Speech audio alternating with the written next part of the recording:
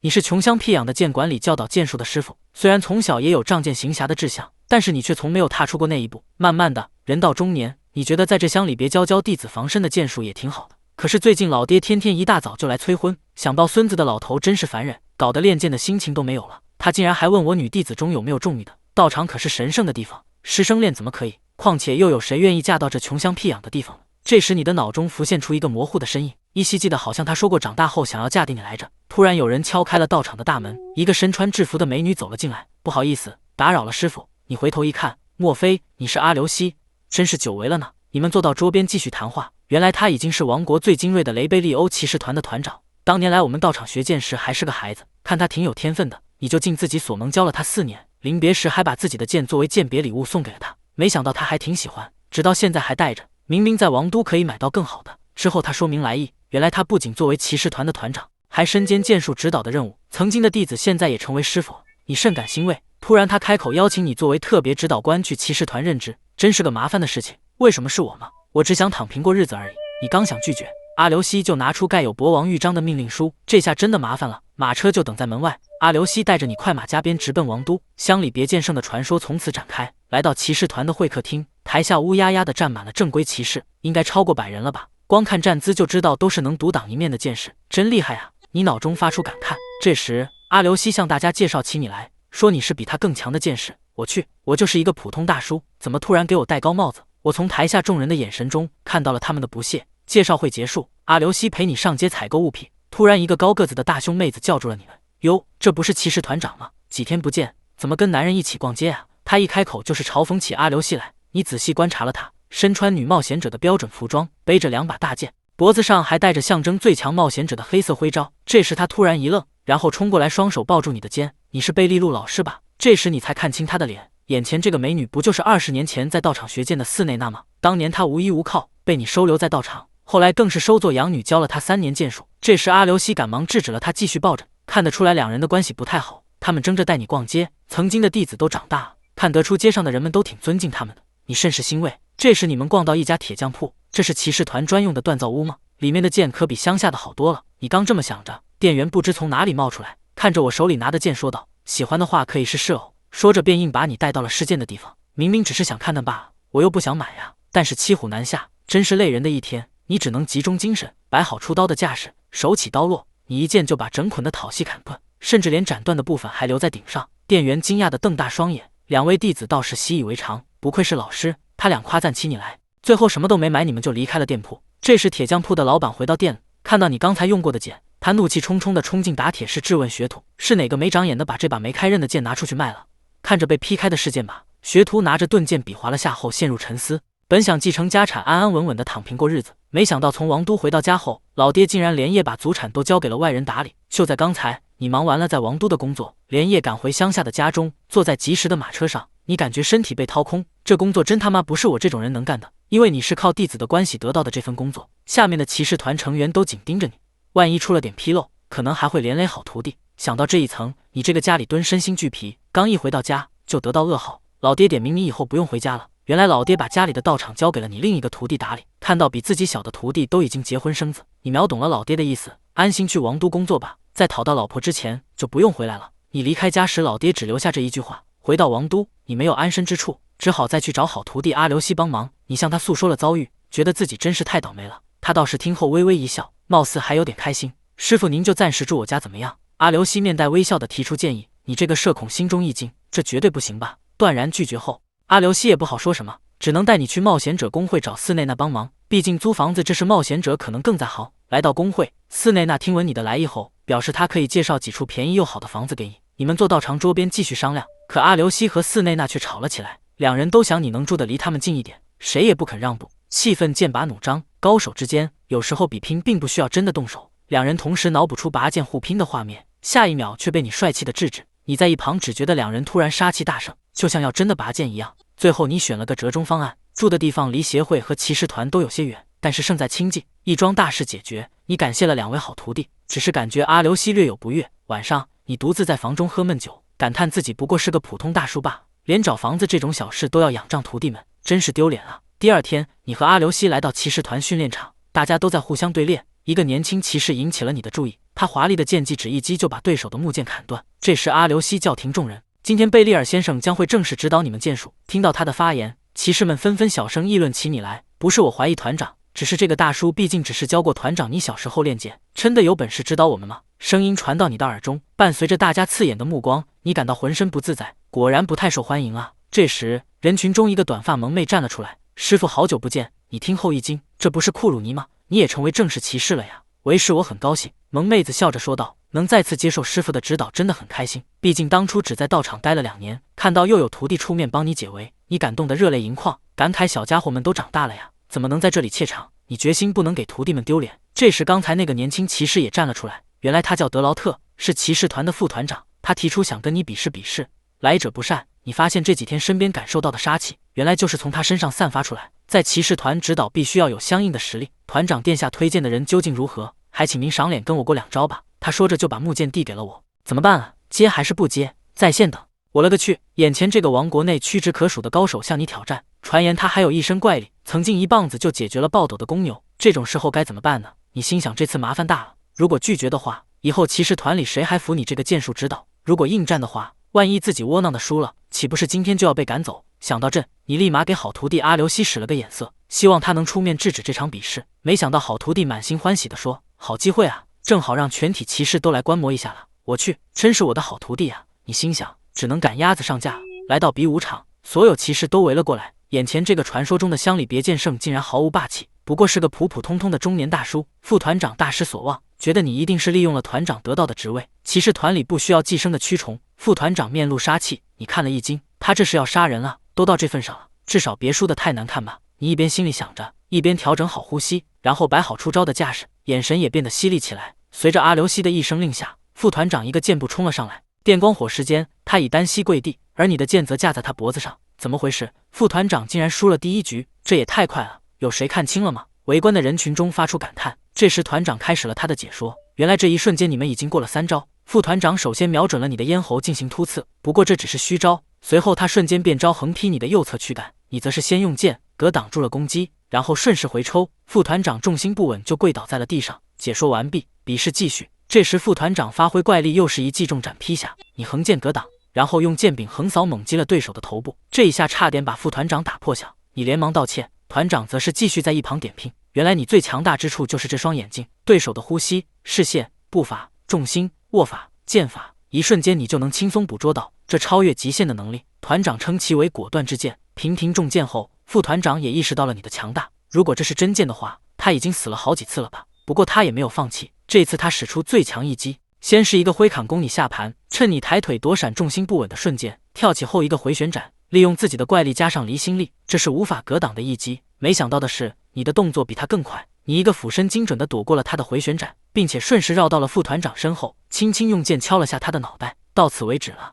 团长发出指示，骑士团成员纷纷向你鼓掌。这时你的眼神又从犀利变得懒散起来，心想这是赢了吗？这个妹子真的不简单，上能上阵杀敌，下能喝酒撸串，小小年纪就被册封为最年轻的骑士团长，这样的好徒弟又有谁不喜欢呢？比试过后，你们一行人来到小酒馆庆祝，没想到一直淑女犯的阿留希撸串喝酒起来也毫不含糊，而且酒量惊人，可以说是千杯不醉。看到2个徒弟现在都出糗，你的眼睛里泪水又不争气地流了出来。宴会上大家争相给你报酒，副团长抢先一步，把阿留希气得鼓起了脸。此时的副团长已经成为了你的小迷弟，对自己刚才冒失的举动恼怒不已。他主动提出这顿就由他请客赔罪。席间，徒弟们请你点评刚才的比试，你实话实说，先是夸赞了下副团长的实力，腕力啥的更是强的不像人类，然后又对他自以为傲的回旋斩的弱点进行了分析。副团长听后立马起身向你90度鞠躬，骑士团需要您，希望您今后能继续指导我们。他毕恭毕敬地说着。你听后一愣，原来即使是王国最强的骑士团也有需要自己的地方。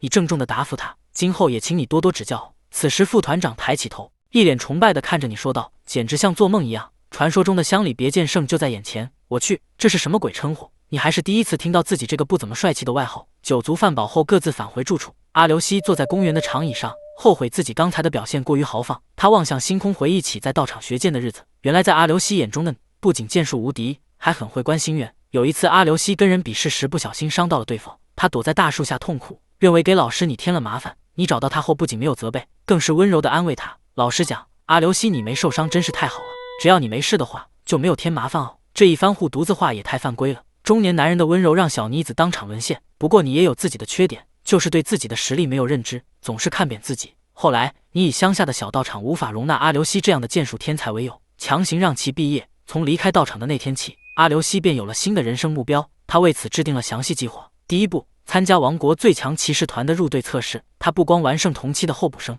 就连骑士团的考官们也不是他的对手。以压倒性的成绩入团后，更是连立战功，很快就被任命为史上最年轻的团长。第二步，就是为了让师傅你发挥所长，在骑士团搭建好舞台后，推荐你来担任剑术指导。阿留希在长凳上抱着剑，缩紧了身子。我是不是太多事了？他反思自己，我是不是一个任性又麻烦的女人呢？随即他又坚定地站了起来。可是如果不能使你的剑为世人所知，我会抱憾终生。他坚信你的剑术将会创造一个新的时代，相信不久的将来你就会被称为真正的剑圣。而此刻你还躺在床上，因为酒量不佳而难受着。你剑术无双却不自知，人到中年只落得个乡里别剑圣的绰号。好徒弟们有的成为了骑士团长，有的成为了最强等级冒险者。为了能让你站上舞台，也是操碎了心。时间来到休息日，好徒弟凯路尼带你去王都的商业区见见世面。看到繁华的街道，你和乡里别大叔都傻眼了。你平时也就是骑士团驻地和住处2点一线，凯路尼还不时秀秀好身材，你不禁感叹真年轻啊。这时迎面走来一个身穿斗篷的女子，贝里尔师傅，好久不见啊，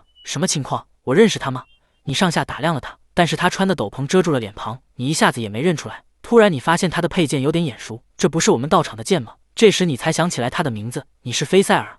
她脱下斗篷，露出美少女的漂亮脸蛋来。师傅，你竟然没有马上认出我来，真叫人伤心呐。你不好意思地向她道歉。回想起他在道场的日子，那时的他还是个沉默寡言的孩子，常常会看到他一个人在道场的角落里练剑。这时凯鲁尼也凑了过来，他介绍起菲塞尔的近况。没想到他已经是王国魔法师团的王牌，由极少数的魔法师组成的魔法师团，和雷贝利欧骑士团并称为王国的左膀右臂。没想到学剑的徒弟现在却成了魔法师，又教出了个不得了的徒弟。你心里想着，随后菲塞尔还送了你一个魔法手环作为见面礼，手环有着舒筋健腰的作用，这也太懂中年人了。你感慨又多了个好徒弟，魔法道具极其稀有。凯路尼见后也十分眼馋。这时2个不长眼的毛贼在闹市区行窃，喊声吸引了你们的注意。你一看才2个人，刚准备出手，菲塞尔就阻止你说：“我来，师傅就看着吧。”他随即拔出佩剑，怎么拔剑了？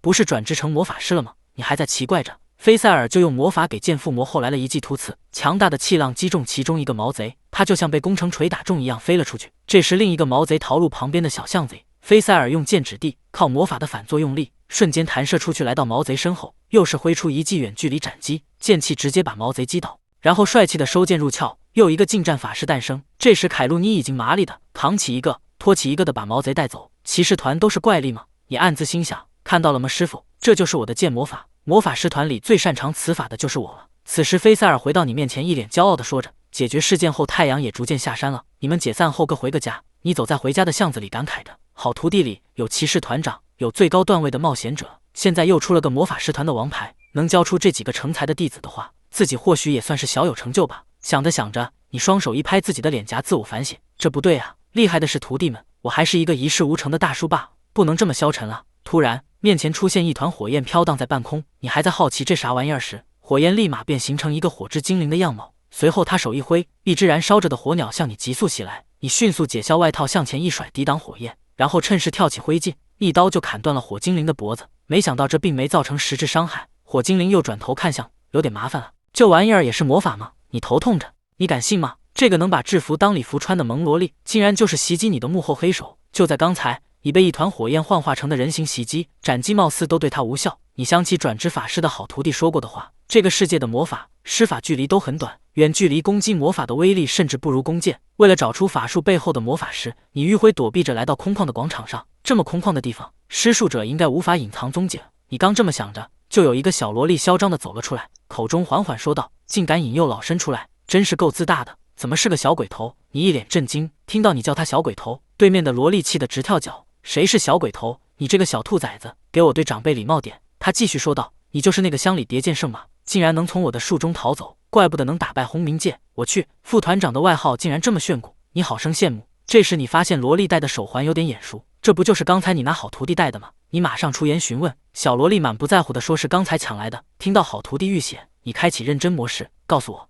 那孩子现在怎么样了？小萝莉则继续挑衅道：“有种就让我招供吧。”她一边说着一边发动魔法，来了一招寒冰版万箭齐发，无数冰箭向涌射来。你冷静应对，靠着敏捷的身法躲闪着攻击。突然从你头顶此角又有一个巨大的冰柱压了下来，来不及躲闪的你挥剑上挑，把巨型冰柱一分为二，随后冰柱落地碎裂成无数小块。你靠着碎冰掩护，想要趁机近身，可惜萝莉又向你发出数发冰箭，你只能继续迂回躲闪。这萝莉招式好多，没法近身的话，就只能慢慢消耗比拼耐力了。既然魔法也是人类驱动的，那就一定有极限吧？你在心里盘算着。没想到萝莉又使出一发大招，她忽然召唤出一个人鱼状的水精灵，扑向你身前的地面。宽阔的广场上瞬间发起大水，你立马用剑插地稳住身体，水面几乎没过了你的膝盖。你心想着，这不太妙啊。萝莉继续着她的连招，只见她小手一挥，一个气浪划破水面，站在水中也无法躲闪。你一个踉跄差点摔倒。萝莉的攻击没有停歇的意思，她双掌抱拳，把之前的火精灵揉搓凝聚成了一个发光小球，随后就把小球抛向了你身前。这是啥软绵绵的攻击？你心里嘟囔着。这时小球与水接触后，瞬间就把水高温气化，并引起了蒸汽爆炸，接着水雾弥漫了整个广场，还以为把你给炸死了。小萝莉瞬间变脸。此时你靠着水汽掩护，终于突进到了萝莉面前。原来刚才就当小球要落入水中的那一刻，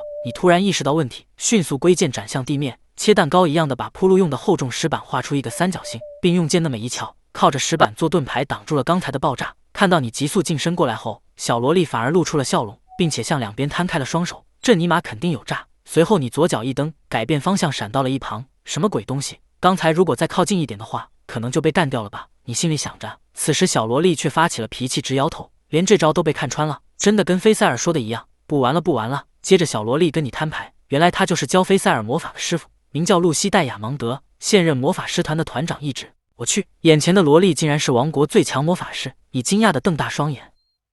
说出来你可能不信，身为乡里谍建设，你的第一次迷宫攻略在洞口就败退了，难道是出门就遇到最终 BOSS 呢？就在刚才，萝莉法师向你摊牌，他背靠栏杆缓缓道出整件事的缘由。原来是他最近新创了一个魔法，但是威力过于巨大，苦于没有施展的地方。正巧从菲塞尔那里听闻你的事迹后，就想着拿你来试刀，这是什么鬼理由？你听后难得发飙，面对眼前的萝莉摆出成年人的姿态质问他的为什么要撒谎。被你认真的眼神盯着，小萝莉也不好意思地说，我觉得如果不那样的话，你是不会动真格的。我去，王都怎么尽是些怪人？你直接无语。第二天周末一过，又到了周一，打工人还得继续上班。你在骑士团驻地正巧碰到菲塞尔，他此行是来骑士团送魔法药水。你见他一个女生搬3大箱子可能会有点累，就十分绅士的提议帮忙。没想到这几箱魔法药水贼重，你这中年人的老腰都差点折了。还好菲塞尔有辅助的减重魔法。随后你们边走边聊，菲塞尔告诉你，魔法师团长虽然外表是个萝莉，但其实是靠魔法把自己变年轻的。他的实际年龄是个谜，虽然看起来是个小孩子，但他毫无疑问是最强魔法使，精通大陆上的所有魔法。似乎他本身就是直接受国家管理的魔法兵器。这萝莉老太婆竟然那么厉害，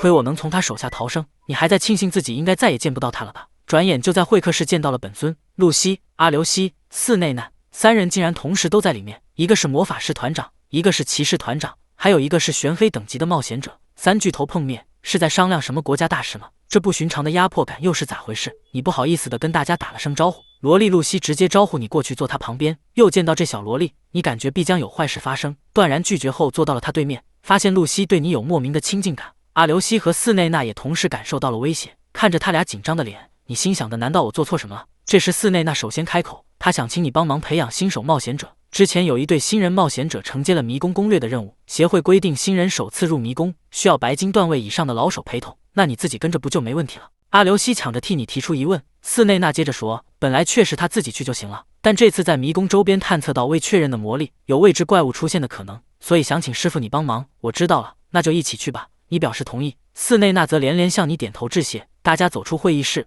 阿留西跟在你后面小声说道，真意外啊，还以为您一定会拒绝呢。你挠了挠脑袋，不好意思地说，多亏了阿留西，自从当了教官开始，逐渐的有了自信呢。听到师傅你的称赞，阿留西脸微微一红，那师傅，请您一定小心。随后你跟着寺内娜一起前往冒险者公会，萝莉露西也跟着来凑热闹。这个世界的冒险者协会是个跨国的非政府组织，冒险者根据贡献和实力分成7个等级，从下而上依次是最低的素白到最高的玄黑。接替你管理道场的不孝男徒就是白金段位的冒险者，而寺内娜则是最高段位玄黑。20年前你就下了被河水冲走的他，似乎是被怪物袭击后的唯一幸存者。刚开始他总是表现得很惊恐，甚至连自己的名字都说不出来。慢慢相互熟悉后，你才知道他叫寺内娜。他也因为你的关系开始对剑产生了兴趣。你看着寺内奈的背影，这个当年有点胆怯的女孩，现在已经称为奔走于全世界的英雄，感到甚是欣慰。来到冒险者公会后，见了支部长和秘书官，你感觉对方的视线紧紧盯着你，你扭头看向一旁，心想的这该死的既视感，原来是眼镜男秘书官把对你的不信任直接写在了脸上。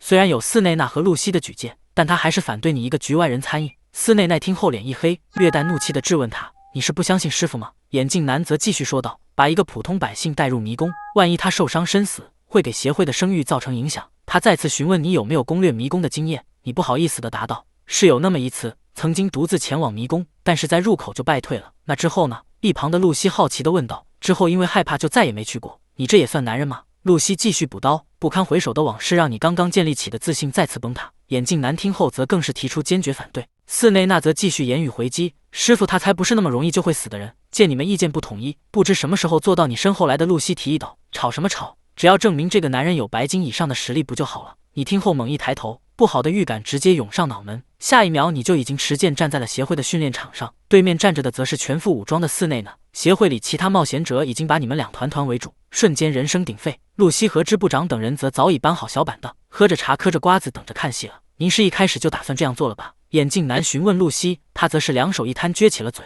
这个嘛，龙双剑与迷之男子的对决，一旁不断有人高喊着：“我押龙双剑3万，我押2万。”我去，怎么还能开盘了？你又感到头痛。冒险者的终点既是海蓝街，加入冒险者公会的几乎都是对自己的实力有信心的家伙，但没有人是以玄黑街为目标的，因为玄黑街它不是常人能够抵达的境界。就在刚刚，为了证明你的实力，露西安排你跟徒弟寺内那比试，大叔也闪着腰路，我赌你意外。围观的冒险者们还在起哄，你满脸的不爽，心里想着你们这些家伙倒是别干扰我呀。进城后只和徒弟可露尼对练过，平时阿留西太忙了，一直没有来练过剑。你可以肯定的是，眼前的对手跟之前的比都不是一个等级的。要开始了，观赛的菲塞尔冷静地做出判断，看乐子的露西却一脸的坏笑。此时寺内娜率先发起进攻，他一个俯身突进就来到你面前，好快啊！一刀两刀，不等你调整姿态，寺内娜的第3刀就已经砍来。这时你发觉不对劲，他那怒涛般的连击毫无停歇的意思，你只能边后退边格挡。你又一次俯身躲过斩击后，心里想着这怎么没完没了了，还是一如既往的激烈呢？一旁的露西等人也看得乐吼。这时眼镜男开始他的回忆，几年前在王国西部虚线了巨无工会组织冒险者进行讨伐，可没想到那条龙竟然是有着超强恢复力的特殊亚种，后来更是被命名为不死之龙。参与讨伐的包括海蓝街在内的冒险者们毫无办法。就在此刻，当时还是白金街的寺内奈赶到，他以超越这条龙再生速度的频率攻击，整整砍了一晚上，最后强如不死之龙也因失血过多而死。从此又一个挂逼诞生，不仅能锁死体力条，还能无限开启双刀鬼人状态。之后就用不死龙的牙做素材打造了2把剑，这就是他龙双剑外号的由来。回到比武场，寺内奈的攻击越来越快，你找不到还手的机会，觉得光是招架就已经很吃力了。而寺内娜则是毫无疲态，就连一滴汗都没有流。老师还是那么厉害，能挡住我连击这么久的，除了阿留西外只有您吗？拜托了，请千万别倒下，请不要被我这种人打倒，我还是希望您能站在更遥远的彼岸。寺内娜虽然心中这么想的，但手上可一点也没留情，他那毫无疲倦的连击已经让你汗流浃背。此时你终于找到破绽，用剑先抵住攻击后，顺势一个回旋上挑，寺内娜的左手剑随即被弹飞到半空，进入你的攻击回合。你一记重斩引诱寺内娜持剑横挡，然后突然左手反握剑马，利用剑阁下压锁住了他的行动，右手则是举过头顶，正好接住刚才被你弹飞的那把剑后，一招制敌，剑抵在寺内娜脖子上后，他毫无办法，在这电光火石间做出了如此杂耍般的动作，还赢了。现场瞬间变得鸦雀无声，你真的变强了呢，为你自豪。不，我还远远不够呢。此时现场才爆发出欢呼，刚才吓住你赢的老头更是激动的手舞足蹈。赛后，眼镜男也不得不承认你的实力，菲塞尔则是评价了刚才的比试。寺内那虽然是双刀使，但是应该是右撇，连击中的左手剑频率会略低，你正是利用这一点，用一招借力的散叶式击败了他。随后露西也说出了促成你们比试的真正用意，并不仅仅因为好玩。和你交手后，他发现你不知道有着怎么样的鬼精命，总是拘泥于自己什么都没能做到。拥有力量之人应该踏上他该走的道路，像你这样的实力应该有更大的舞台去帮助需要的人。之后，眼镜男领着你们来到会客室，带队新人练级的任务正等着你。2个玄黑阶等级的高手都保不住你，这个新人冒险者到底是插了什么旗才会落得如此下场？就在刚才看完你和寺内奈的比试后，新人小队已经成为了你们的迷弟，他热情地上来打招呼。小队成员里有青铜阶的愣头青小队长，同样青铜阶的辅助妹子，还有白银阶的斥候卡卡西。眼镜男提醒你们，由于有未确认的魔物，这次的主要目的是调查，请优先保证安全返回。随后你们整理好装备，一行人坐上马车前往泥宫。闲聊中，你发现自己那不孝男徒以前关照过他们，真是孽缘啊！你喝了口水，心里嘀咕着，来到森林深处的狮鹫洞窟，这就是此次攻略的地方。寺内那安排星源小队打头阵，而你和他则是跟在后面保护。这次和以前夹着尾巴逃走不一样了，任务是保护星源，振作点，别怂啊！入洞前你还给自己打气。随着深入洞穴，光线也慢慢变得昏暗起来。此时赤猴卡卡西手上的魔法道具集会的指环发挥作用，如果周围有大量生物聚集，它会发光提醒。因此你们率先发现了在洞穴中聚集的一小撮哥布林，见他们正在同族相识，小队长决定优先讨伐。随后他一发飞刀先解决一只后，三人一起冲了上去。你的职责是保护，只能待在后面干着急。寺内那冷静地提醒你，师傅，我理解您的心情，但现在不能出手。随着三人的行动，你忽然发现他们配合得不错。愣头青队长冲在前面吸引火力，辅助妹子提供支援，白银阶的卡卡西则用他更宽广的视线弥补两人的破绽。瞬间三人就有击杀了3只哥布林。此时一只躲在远处的哥布林妄图利用标枪偷袭，寺内奈用绳索捆住剑柄后当成练剑用，一个漂亮的甩击就把敌人解决。他们虽然不强，但脑子也不错，以后要随时注意背后。寺内奈还不忘指点下心愿。解决完战斗，寺内奈引导小队长判断形势，小队长也不傻，从哥布林恶到同族相识，推断出可能是因为森林中有更强的捕食者存在。随后大家决定在短暂休整后返回工会报告情况。休息期间，寺内奈询问你对新人的看法，你也如实评价，他们三人配合默契，对魔物也毫不手软，是个不错的小队，比同岁时的我强多了。最后这句话你也不好意思说出口，只能咽进肚子里。这时辅助妹子给愣头青小队长包扎伤口，你看着两人你侬我侬的样子，刚想开口，卡卡西就从背后冒了出来解释。寺内娜也主动凑过来八卦，原来两人虽然相互喜欢，但却没有捅破窗户纸。愣头青总想着攻略迷宫成名后再告白，卡卡西的话不知道触动了你哪根神经。你若有所思地说道，原来如此啊，说的也对，这两人真是默契啊，让人着急。没想到寺内内对这方面也有兴趣。休息完后你们回到洞口，三人小队还是在前面开路，判断一切正常后开始穿越森林。此时你突然察觉有巨大的黑影从森林中闪过，你提醒大家小心，有什么巨大魔物能灵活地穿梭在森林里。你在脑中快速思索着，不对，巨大的影子是在天上，你大喊着提醒众人。此时大家也发觉有巨型魔物从空中向银水冲下来，愣头青队长推开辅助妹子掩护他，寺内娜也立马行动，可惜还是晚了一步。刚刚抓到愣头青背后的衣领想转回他的时候，魔物急速的一击就把他弹飞10几米远，随后他重重的摔倒在地面上。此时魔物降落，你们才看清他的样子，凤凰的脑袋加翅膀，狮子的后半身和尾巴。寺内娜提醒大家别乱动，好死不死撞上这麻烦玩意儿。他是工会曾经讨伐失败的强大个体，特别讨伐命名为壁画施救。抖音。据说每个萝莉的心中都有一个大叔梦，在寺内奈的眼中，你到底是哥哥，是父亲，还是大叔师傅呢？在众多的魔物中，有些个体被称为难以讨伐，甚至不可能被讨伐。冒险者协会会为其指定个体名，用以提醒人们这类魔物应被视为天灾。而你眼前的这只狮鹫，正是拥有个体名曰异形的灰羊的特别种。就在刚才，愣头青被击飞数十米后躺在地上一动不动，这家伙还活着吗？必须赶快救他！你还在这么想的，对付魔物更有经验的寺内奈已经一个箭步冲了上去，然后一记滑铲躲过了狮鹫的咬击，来到愣头青的身边查看伤势，还有呼吸，但伤口很重，需要赶紧处理。这时狮鹫转头面向寺内娜咆哮着准备攻击，你在一旁也没闲着，凌厉的剑刃攻向狮鹫，就像是八爪鱼的触手笼罩着他全身。狮鹫扇动翅膀飞上半空，躲过了你的一击。你们眼神对视，互相确认这是个强敌。这时你高声喊着让寺内娜先救人撤退，由你来拖住狮鹫。寺内娜内心短暂挣扎后扛起愣头青就往马车跑去，你则迎面挡住狮鹫的去路。突然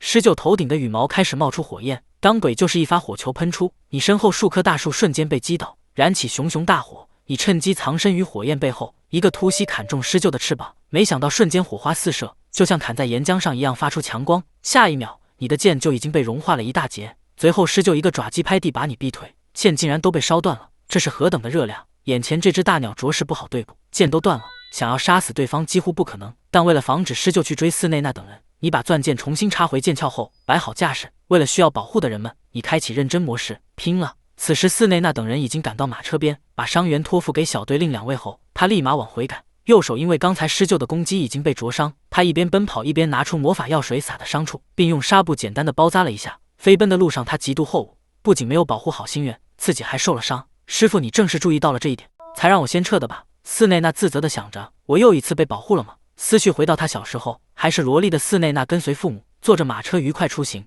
行至山间，突然被魔物袭击，双亲在自己眼前被害，马车也跌落悬崖。等再次醒来的时候，寺内奈已经躺在床上，看着陌生的房间，他极度恐惧。发现他醒后，你走进房间，可此时在他眼中，你也不过是个怪叔叔。他惊恐地怪叫起来，之后连着几天一口饭都没吃。你对此也感到无奈，只能守护在他身边。就这么过了段日子，在一个暴风雪的夜晚，寺内奈病了，高烧不退，不停地颤抖着，人也处于昏迷状态。乡下的医院离得很远，医生无法前来，你冒着风雪把他抱到医院。经过救治，寺内奈终于醒来。当他看到累瘫在床边的你时，那颗被冰封的心也被你融化。之后寺内奈慢慢地变得开朗起来，他也受你影响，开始憧憬成为你一样的人，一个为了他人可以挺身而出的人。回到你这边，跟狮鹫的战斗还在继续，你们在空中鏖战，你利用灵活的身法，仅凭剑鞘就斩下了他的左眼，狮鹫也用爪子还击，你只能用剑鞘抵挡，随后就被狮鹫扯着一同坠落地面。你趁机拔出断剑，一剑插入狮鹫的右眼，狂暴的狮鹫发动魔力，只剩下半截的剑身直接给烧没了，连血液也有高温帽。这是什么怪物？瞎眼后的狮鹫毫不露怯，他又是一爪把你压在身下，随即张开了嘴，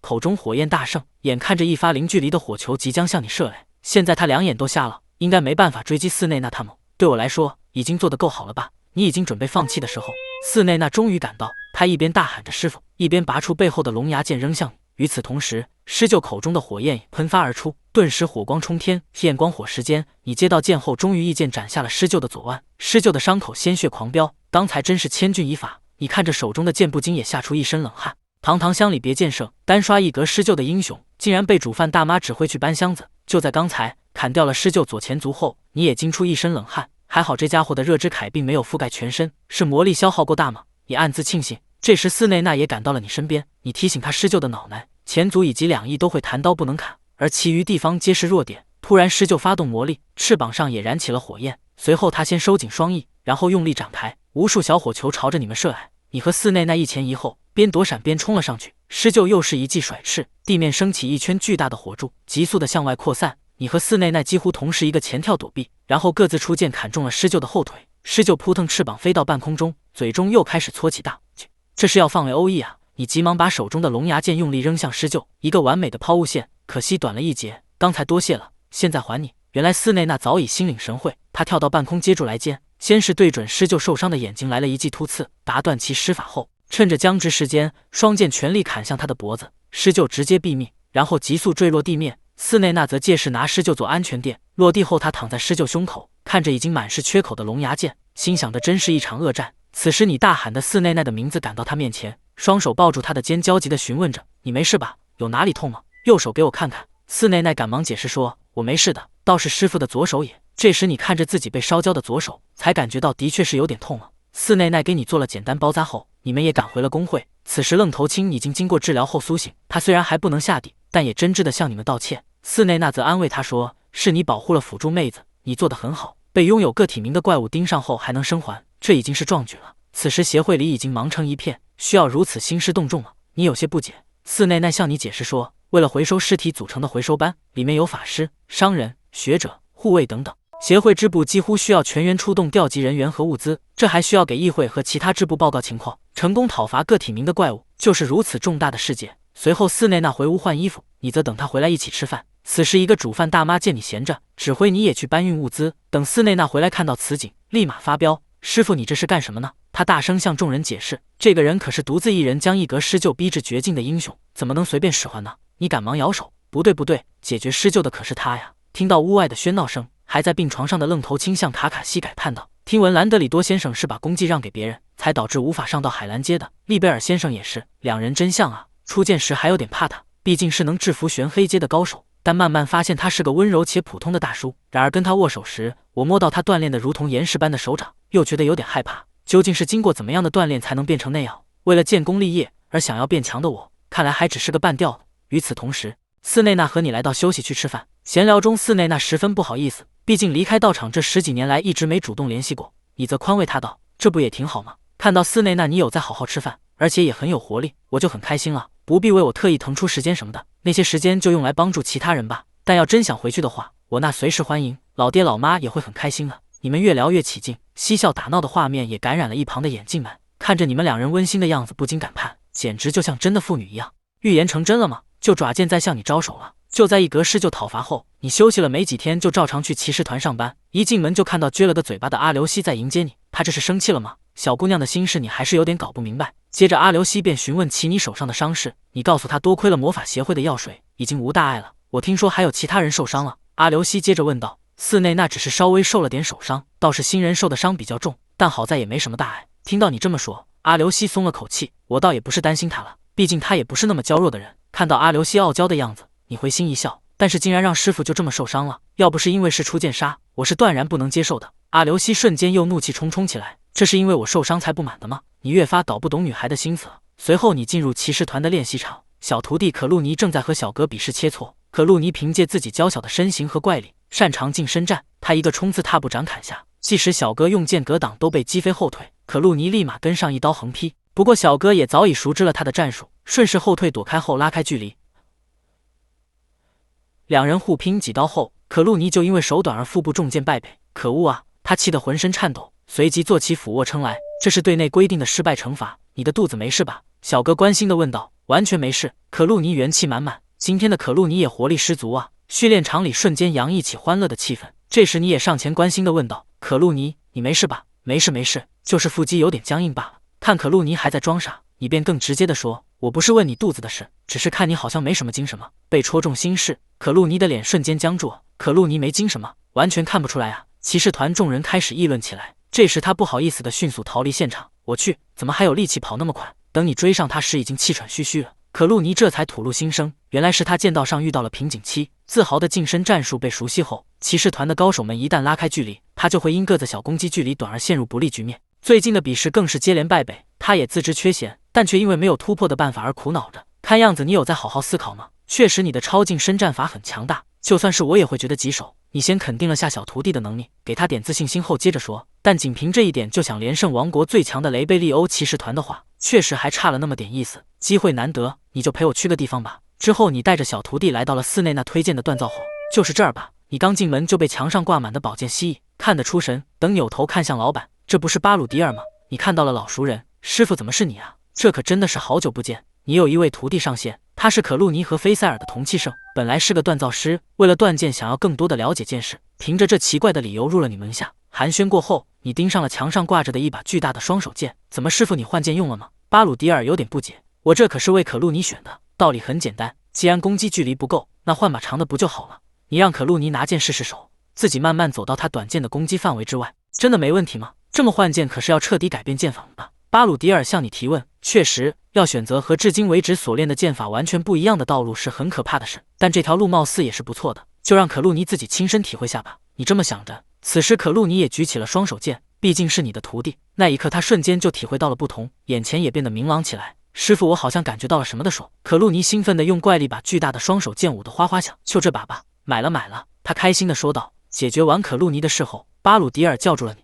其实早些天寺内那来找过他，并留下了一样东西。他打开包裹，里面正是你斩下的一格施救的爪子。他拜托我要用这个来打造你的剑偶。巴鲁迪尔指了指爪子说道。说出来你可能不信，在巴鲁迪尔眼中，娇小的可露妮犹如一头暴躁的公牛，而身为师傅的你，则是深渊中不可名状的怪物。锻造师巴鲁迪尔有一种能力，仅凭握手就能探知对方身为剑士的特性，然后为其选择合适他的剑。就在刚刚，巴鲁迪尔握住可露妮的手后，瞬间青筋暴起，怪力从手上源源不断的传来，感觉就像面对一头暴躁的公牛，以这不像样的怪力又变强了呀。巴鲁迪尔甩了甩被握得生疼的手说道，随后他这个人肉测量仪就给出了各种改进建议。首先是为了配合可露妮的小手，必须把剑柄改短改细，然后根据它的臂长，剑颚也需要缩短，第二剑格也同时需要往下降，握个手就能知道那么多。就在你惊叹其专业的时候，巴鲁迪尔也拿出价格表给可露妮看了看，好便宜啊！他脱口而出。你接过价单一看，这哪里便宜了？王国第一骑士团的财力果然深不见底。此时巴鲁迪尔解释说，这把双手剑是他之前手痒痒做着玩伴，一直也没人买，所以这次就当半卖半送。安排完可露妮的时候，就轮到你了。但你觉得自己无功不受禄，身为师傅却要接受徒弟的好命。寺内那不仅提供了素材，还把钱都付，这让你面子上有点挂。连忙开口拒绝。为什么呀？本来满心欢喜的巴鲁迪尔直接泪目，为师傅打造一把神兵本就是他的愿望，这次难得还有稀有素材，怎么能放过这个机会？经过他之前的观察，你的配件不过是随处可见的大陆，而用稀有素材打造的武器会附带怪物本身的特殊能力，就像寺内那的双龙剑由不死之龙的牙齿打造，可以自我修复一样。如果用这个一格施救的爪子打造武器的话，那种能瞬间熔断金属的克殊异弩，也一定会帮助师傅达到更高的境界。巴鲁迪尔深信这一点，师傅，你还会变得更强的，请相信我打造出的剑，几百年后一定能成为传说中的神兵，而看到师傅使用它，就是我最大的愿望。徒弟如此的执着，你也为之动容，我接受啊。废话不多说，一起加油吧。听到你同意后，巴鲁迪尔立马变脸，喜笑颜开。他向你伸出手说道：“决定了就不许反悔了。”就在你俩握手的瞬间，巴鲁迪尔突然感觉自己像是身处无尽的深渊中，而对面站着的不可名状的怪物正张牙舞爪地注视着自己，却让他冷汗直冒。等你和可露妮走后，巴鲁迪尔才缓过神来。我竟然大言不惭地说师傅还能再提升。他抬头自嘲般地笑了起来，看来得好好想想，怎么才能打造出一把配得上那种怪物的剑。转眼间，你在骑士团做剑术指导也1个多月了。今天正是发工资的日子，到手后打开一看，哇塞，竟然这么多！虽然好徒弟阿留希觉得这是你应得的报酬，甚至他还觉得少了，但这些钱对你来说已经是笔巨款了。揣在兜里后，还是不免有点紧张，一路上不自觉的会摸摸口袋确认下，这不就被小偷盯上了。刚走到拐角处，一个身材矮小、穿着披风的小偷就冲出来往你身上靠，当然这也逃不过你的眼睛，随手一把抓住。仔细看，对方貌似还是个孩子。就在你犹豫的时候，小偷下手稳准狠，偷出匕首就想嘎你腰子，这可不行啊！你抬手轻松就把匕首夺了过来。抱歉了，这笔钱对大叔我来说也很重要，能还给我吗？趁你说教的时候，小偷突然把手中的钱包一松，然后掌心内冒出火花，瞬间形成一个大火球，挣脱你的束缚后，小偷就跑进街道的小巷里不见了。一个小偷竟然会魔法，这让你有点惊讶。不过既然钱没丢，你也懒得去追，弯腰拾起钱包的同时，赫然发现地上还掉落了一个挂坠。此时侥幸逃脱的小偷气喘吁吁地跑回到据点门口，轻轻敲门，对过暗号后，同伙开门让他走了进去。哟，是缪伊呀，辛苦了呢！同伴嘲笑似的打着招呼。不过小偷并不想搭话，只是把今天的收获往桌上一扔。同伙瞄了一眼，说道：“怎么才这点收获？咋回事？废话那么多，赶快数吧，笨蛋！”小偷摘下帽子后，竟然是个女孩子，脏兮兮的脸和穿着光鲜的同伴形成鲜明对比。你这小鬼！同伴脸一沉，刚要发难，就被身后一只大手按在了椅子上。对小孩子要热情一点哦。这个身披毛领大衣的男人正是这里的头目。他轻轻一挥手，桌上的财物就被卷了起来，飞到半空中。今天的收获确实有点少呢，怎么回事？说说看吧。面对头目的问话，女孩只得如实告知自己今天失手了一次。你会失手，真是稀罕呢。头目继续说道：“算了，也不是什么大事。不过嘛，你没有使用魔法吧？在外面使用魔法的话，会招来不必要的追捕，所以我才一直警告你们。”此时，女孩突然开口问道：“那么还剩多少？差不多500万吧。不着急，时间还长着呢。我相信是你的话一定能赚到的，很快就能再相见了。”就在头目调侃的时候，突然，女孩发觉自己脖子上的挂坠不见了，她开始着急的四处寻找。而这个挂坠此时正握在你的手上。堂堂乡里别建设，王国最强骑士团的剑术指导，竟然被当成痴汉按在地上摩擦，这是一种怎么样的体验？就在刚刚，你照常打卡上班，但意外捡到的挂坠总让你有些放心不下。突然，阿留希走了过来向你打招呼，你扭头看去，穿了一身黑色紧身服的阿留希好身材尽显。随后他便询问起小师妹的状况来。此时，可露妮的双手剑已经能压制之前连败的对手了，有所小成。等他习惯后，应该能更上一层楼吧？你如实的评价道。一语点醒梦中人，要是我也换一把剑，不就能让师傅再次指导我了？阿留希的思考回路显然已经到了另一种境界，但转念一想，自己的剑是结业时师傅赠送的礼物，可不能随便放弃啊！他的脸刷一下红了，不好意思的扭过头去。此时你察觉到站在身旁的副团长一脸关心的样子看着可露妮，便开口询问：“亨布里茨君，你觉得如何？如果有什么建议的话，请指正。”副团长尴尬的表示，自己的水准也仅仅是看看而已，从前也有过一次。可露妮任务失败后意志消沉，一直吵吵闹闹的家伙突然安静下来。团员们察觉到后也不禁担心起他来，或许是为了让大伙安心吧。可露妮这家伙从此开始反而变得更活泼，他压抑着自己，从不在大家面前说丧气的话。听到这，你露出了老父亲般的微笑，有你这么一个细心的人关注他，那我就放心了。然后阿留希也急着帮腔道：“可露妮从前说过，想成为带给大家活力的骑士，他的那份元气也确实让骑士团充满干劲。亨布里茨君的观察我觉得毫无问题，但是如果不只是观察，能主动和可露妮聊聊的话，我觉得更好哦。”被你俩一番八卦，副团长老脸一红，赶紧借口要去练习开溜了。随后你拿出挂坠给阿留希看了看，希望他能帮忙修复断了的挂绳。这又是哪位美女送的礼物吗？阿留希吃醋的撅起小嘴，你马上否认，随后便把经过如实告诉了他。第二天，你蹲点在小巷子里，看到丢失挂坠的少女着急的回来寻找时，主动上前打招呼：“我擦，这个大叔不好惹。”少女看到你后立马想开溜，自然被你一把拽住：“放开我，非礼呀，有变态啊！”少女的喊叫声引来了人群的围观，闻声而来的都市守备队竟然真把你当成了痴汉大叔，离那个孩子远点，不听你的解释，那个不长眼的家伙直接把你按倒在地，一把年纪了还干这种事，给我老实点！就在你无助的时候，菲塞尔碰巧路过替你解了围，这个人就是菲塞尔时常挂在嘴边的师傅。意外的是个普通大叔呢。看到你的窘境，菲塞尔的美女同伴不禁这么想的。随后身为近战法师的菲塞尔一眼就看出这个女孩竟然散发着魔力，魔法师可是稀缺资源，你们便带着她来到了魔法师团的驻地。不得了啦，不得了啊！百岁萝莉法师要和乡里谍剑圣组队了，2大怪物联手，就让我们提前为那个不幸的对手默哀吧。就在刚刚，你和菲塞尔带着女孩来到法师团驻地，看到眼前这个脏兮兮的女孩，百岁老萝莉露西想了想，你还是先去洗个澡吧。随后一桶水就浇到了女孩头上，看着微微发抖的她，菲塞尔询问道：“是不是觉得有点老？”不想这句话触动了女孩的回忆，从前那个关心自己的人不在了，眼泪唰的一下就流了下来。趁着女孩洗澡的时间，你和露西谈论起现状来。魔法师是稀有资源，国之重宝，就算是乞讨的孩子，觉醒了魔法才能后，一般也很快会被贵族收成养子。这个女孩不肯放弃偷盗的背后，一定有什么原因在。等洗漱完毕，露西招待女孩用餐，从没见过如此美味的食物，女孩口水直流。放心吃吧，没有下毒的必要。随后露西便开始主动招募女孩，表示可以安排她进入魔法学院学习，费用自然由国家支付，她的家人还可以得到一笔援助金，这样的话就不用再干偷盗的事了。突然，女孩双手捂住嘴巴，猛烈的咳嗽起来。别那么猴急啊，以为她噎着了。露西赶紧上前查看，互相女孩一把抓起桌上的餐刀，都别动，不然我杀了这个小鬼。看到恩师被当成人质，一旁的菲塞尔青筋暴起准备拔剑，露西立马挥手示意他冷静。随后女孩提出要求，竟然是想找一个会复活魔法的人过来把她姐姐复活，可是复活魔法根本不存在。露西向她解释，她还不听，你这小鬼懂什么？女孩用力勒紧了露西的脖子，继续喊道：“没有魔法师的话，就拿钱来，钱总有的吧？是谁教唆你这么做的？”露西突然脸色一沉，开始分析道：“是有人告诉你，世界上有能起死回生的魔法师存在，但是雇佣的话需要大把的金钱，像这种老掉牙的骗术，竟然真的有人信？你闭嘴！”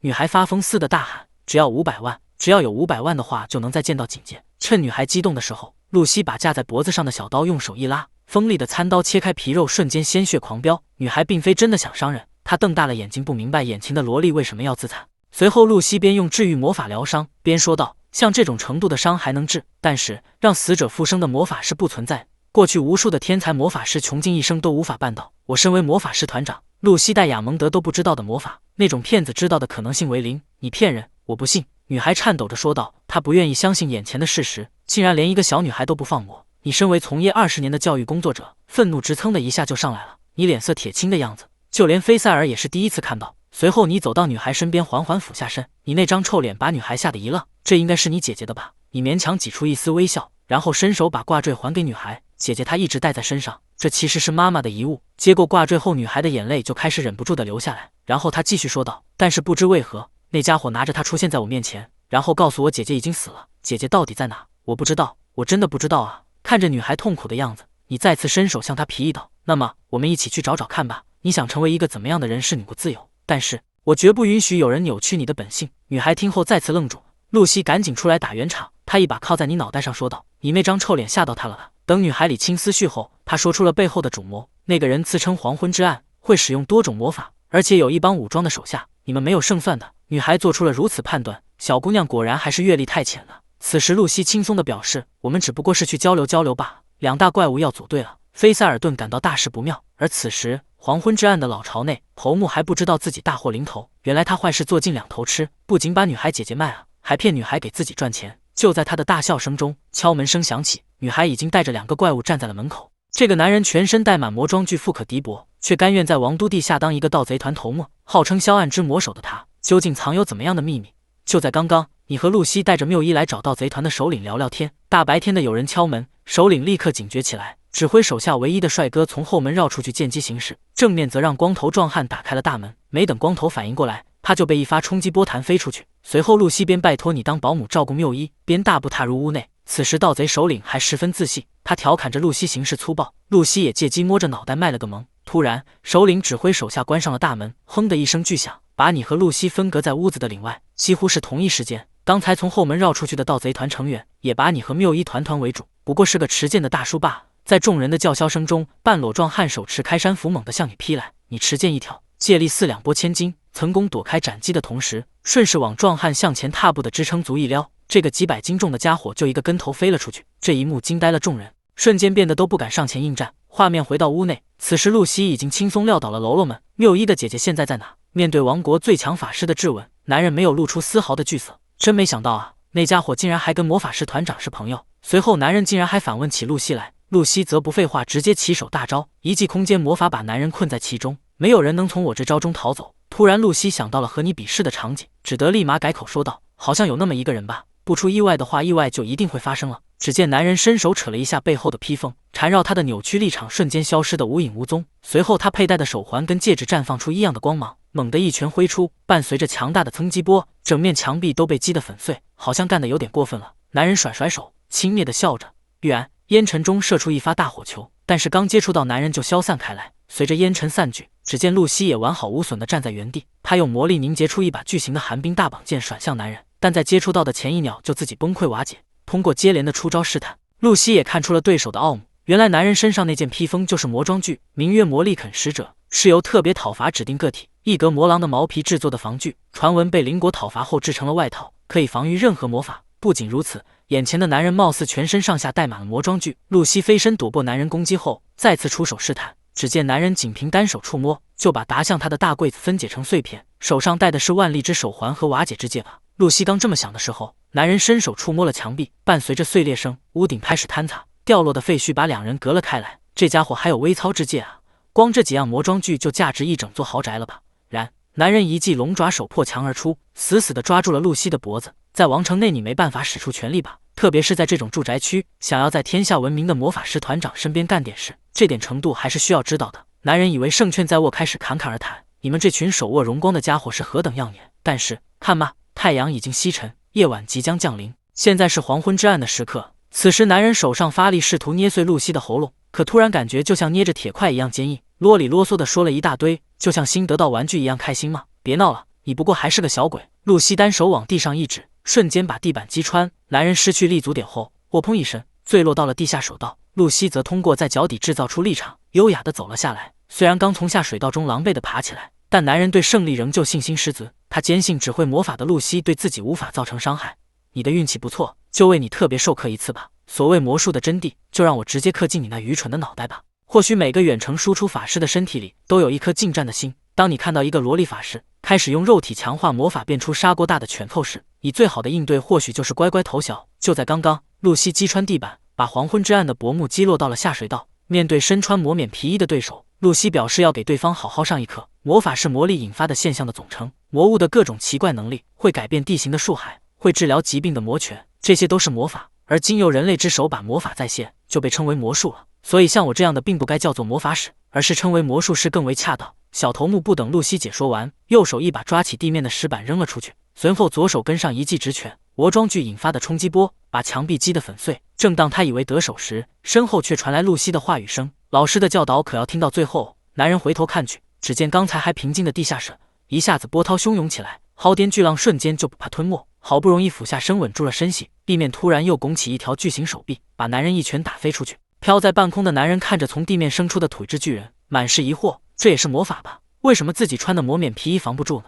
随后他一掌挥出，手上戴的魔装具发挥威力，把死子巨人击得粉碎。该死的小鬼哪去了？就在此时，露西又古灵精怪地从他头顶冒了出来，在这儿呢。下一秒，一只巨型手臂从天而降，把男人死死地压在了地上。使魔力无效化的魔装具确实有点棘手，不过嘛，只要操控土或水这样的实体进行攻击的话，他就无法防御喽。露西站在一旁又开始了讲课。男人听后暴怒，小鬼也敢小看我？他身上的魔装具一发力，就震碎了地面，挣脱了束缚。随后他趁机一把抓起露西，猛地一拳结结实实地击中萝莉的小腹。老子还带着铠制手势的，就这点能耐，以为可以困住我吗？男人排腿猛踩露西头部，等他一轮发泄过后，定睛一看，脚下的萝莉竟然是个土分身。萝莉的手臂迅速膨胀，一拳就把男人又击飞出去。躲在一旁的露西真身施展魔术，用水牢把男人困在其中。随后萝莉的魔法授课继续。面对会吞噬魔力的恶狼，该怎么讨伐呢？魔法攻击不仅无效，还会被吸收后释放出更强大的魔法，普通的弓箭投石也伤不了他分毫。那么这种绝望般的讨伐任务是怎么完成的呢？答案就是肉体强化魔法，靠着消耗魔力提升肉体极限，由精英战士正面硬刚才把他打倒。就像这样哦。露西边说边举起自己的小拳头，只见原本纤细的胳膊肌肉迅速膨胀，看到这砂锅大的拳头，男人面露惧色，这种无力的感觉，就像自己还是孩童时面对酗酒的混账父亲，每天会用拳头教训自己一般。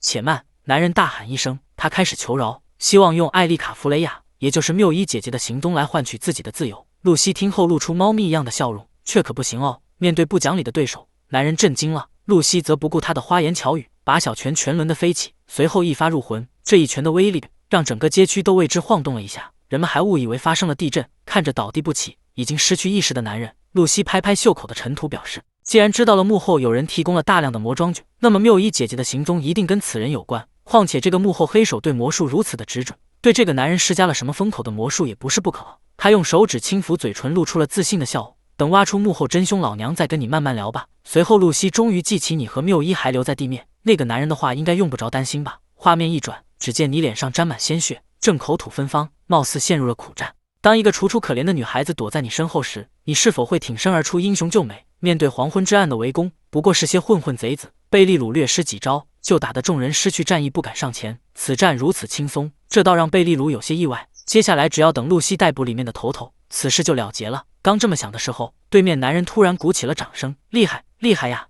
只见眼前的俊美青年边鼓掌边用轻浮的口吻说道：“真让人惊讶呀，你也是到达了那个境界的人吗？”贝利鲁听后脸色一沉，此人刚才一直没出手，气度举止肉眼可见的和其他盗贼有着本质的区别，明显是个相当老练的剑士。刚才进去的萝莉是魔法师团长啊，看样子是没救啊！青年挠着脸笑道。此时一旁的盗贼却气急败坏地命令青年出手：“别他妈废话，赶紧把他们都杀了！”青年听后微叹一口气，然后缓缓拔出了腰间佩剑。就在贝利鲁摆好架势准备接招的时候，青年的剑却意外地斩向了另一旁。刚才骂骂咧咧的盗贼只觉得脖梗处一凉，瞬间鲜血就止不住的狂涌而出。蛮横无理的人我可是非常讨厌的。青年话音未落，就又是一剑刺穿了巨汉的喉咙。不等众人反应过来，他就手起刀落，把在场的盗贼全部解决干净。这骇人的景象让贝利鲁也心中一惊，赶紧伸手护住身后的缪伊，大喊道：“不要看！”此时青年却反问他：“有什么问题吗？”贝利鲁面色沉重地说道：“这可是在小孩子面前了。”青年却毫不在意：“你还真是天真啊！”他自知留在此处拼杀也不划算，便赶紧挥挥手后从暗处溜之大吉。由于自己出发前的大意，贝利鲁只带了训练用的木剑就出门了，因此还被露西嘲笑是乡巴佬上街。此时突然面对强敌，还要保护身后的缪伊，他也只能干瞪眼的让对方逃之夭夭。随后阿留西率领骑士团赶到，由骑士团接手了黄昏之暗幕后黑手的调查工作，而魔装具等就由魔法师团做回收。此时由于自己刚刚放跑了敌人，贝利鲁略有些自责，他主动帮忙搬运货物，维修起了被破坏的墙壁。在贫民窟中感受过世态炎凉的缪伊，看到眼前这个大叔如此平易近人，他略微有些诧异，真是个奇怪的人啊。一旁的阿留西也看着老师出神，你说的没错，确实是个奇怪的人。随后从缪伊的口中得知，逃走的人名叫洛巴里，这家伙并不是老大的手下。至于具体的来历，缪伊也并不知晓。没关系的，阿留西单膝跪地，郑重地向缪伊表示，一定会帮他找到姐姐的。入夜后，贝利鲁找了家大酒馆喝酒，店内醉鬼们打闹声不断，不禁让他觉得自己是不是找错了吃饭的地方。酒过半巡，微微有些醉意。贝利鲁暗自在心中感慨，我只是个闲人了。缪伊有露西照顾，阿留西也忙着调查幕后真凶。老师您请先回去休息吧。自己的爱徒既然先说出口了，贝利鲁本想一起参与调查的话语憋了回去。失去佩剑的我现在只是个累赘啊，要是能早点拿回剑的话，至少不用被照顾，还是一醉解千愁吧。刚拿起酒杯想再喝一口时，忽然背后一个大汉就撞了上来，杯中的美酒瞬间洒了贝利鲁一脸。眼前这个胡渣男竟然有着跟自己同等级的看破能力，贝利鲁大危机，不仅是剑技，连颓废大叔的气质都要被拿捏了吗？就在刚刚，两个醉鬼打架，不巧撞上了正在喝闷酒的贝利鲁。面对从背后急速袭来的拳头，贝利鲁犹如脑后长眼般轻松的一把抓住，他手腕微微施力，对方就疼得扑通一声双膝跪地。此时满肚子怨气无处发泄的贝利鲁怒哄哄地说道：“我还想安安静静的喝酒呢，要打架的话滚一边去！”不想对面的醉鬼根本不会看脸色，在酒馆众人的起哄声中，他再次主动挥拳袭向贝利鲁，目标又累。一旁的胡渣男突然开口，竟然跟自己的想法一致，这让贝利鲁大感意外。他双手模拟握剑的姿势，裸过来拳后顺势斩下，醉汉就一个踉跄来到了他背后，侧过头去瞟了一眼胡渣男，两人竟异口同声道：“诱敌深入。”只见醉汉不知好歹，竟然骂骂咧咧的再次扑来。贝利鲁微微向后一跳，手里幻想中的长剑已经刺穿了醉汉的喉咙。不错嘛！胡渣男边喝边赞道：“右拳、左肩、左腕。”胡渣男再次爆出了一连串目标，不过最后一次跟贝利鲁的有些不同，还是砍左腕更好吧？我觉得还是那边更好，这样的话下一招会更流畅。两人竟然开始探讨起招式来，这让醉汉恼羞成怒，他转身过去拔出佩剑，大喊着我要杀了你们！胡渣男立刻调侃道：糟了糟了，这下难办了。虽然嘴上这么说着，但两人的表情却都是一副无所谓的样子。天灵盖，两人再次心有灵犀的异口同声道。此时醉汉猛地一剑劈下，只见贝利鲁双手合十，一招空手夺白刃，把斩向自己的长剑死死地按在身前。随后当的一声响，吴渣男扔出的酒瓶就把醉汉打倒在地。你很厉害吗？不过我真的动手的话，那种家伙也是被秒杀的粉。胡渣男笑着说道。是吗？我倒真想见识见识。两位中年大叔竟然意外的投缘，几杯下肚后就各自诉说起心事来。贝利鲁感慨自己都这个岁数，还被乡下这个牢笼束缚着，从父亲那里继承了道场，却从没有在比试中胜过他。本以为就这么碌碌无为一生，却被有出息的弟子引荐来王都工作。我呀，一直以来只是捡便宜罢了。贝利鲁微醉着自嘲道。此时胡渣男却开解他说，身为剑士，一定会有一个使命，你并不是被牢笼束缚，只不过是为了那个还没有出现的使命做着准备罢。听君一席话，胜读10年书。贝利鲁刚觉得有所感悟，酒劲就一阵上头。大家都在各自忙碌的时候，我却在这里喝酒，对不起了大家。喝酒这件事上我会努力的。这时酒保机灵的上前，咕咚咕咚的又把举杯倒满了。画面一转，此时胡渣男已经独自一人出了酒馆，他背靠栏杆，边喝边感慨自己的使命又是什么呢？忽然对面来了两人向他打招呼，又在喝了呀。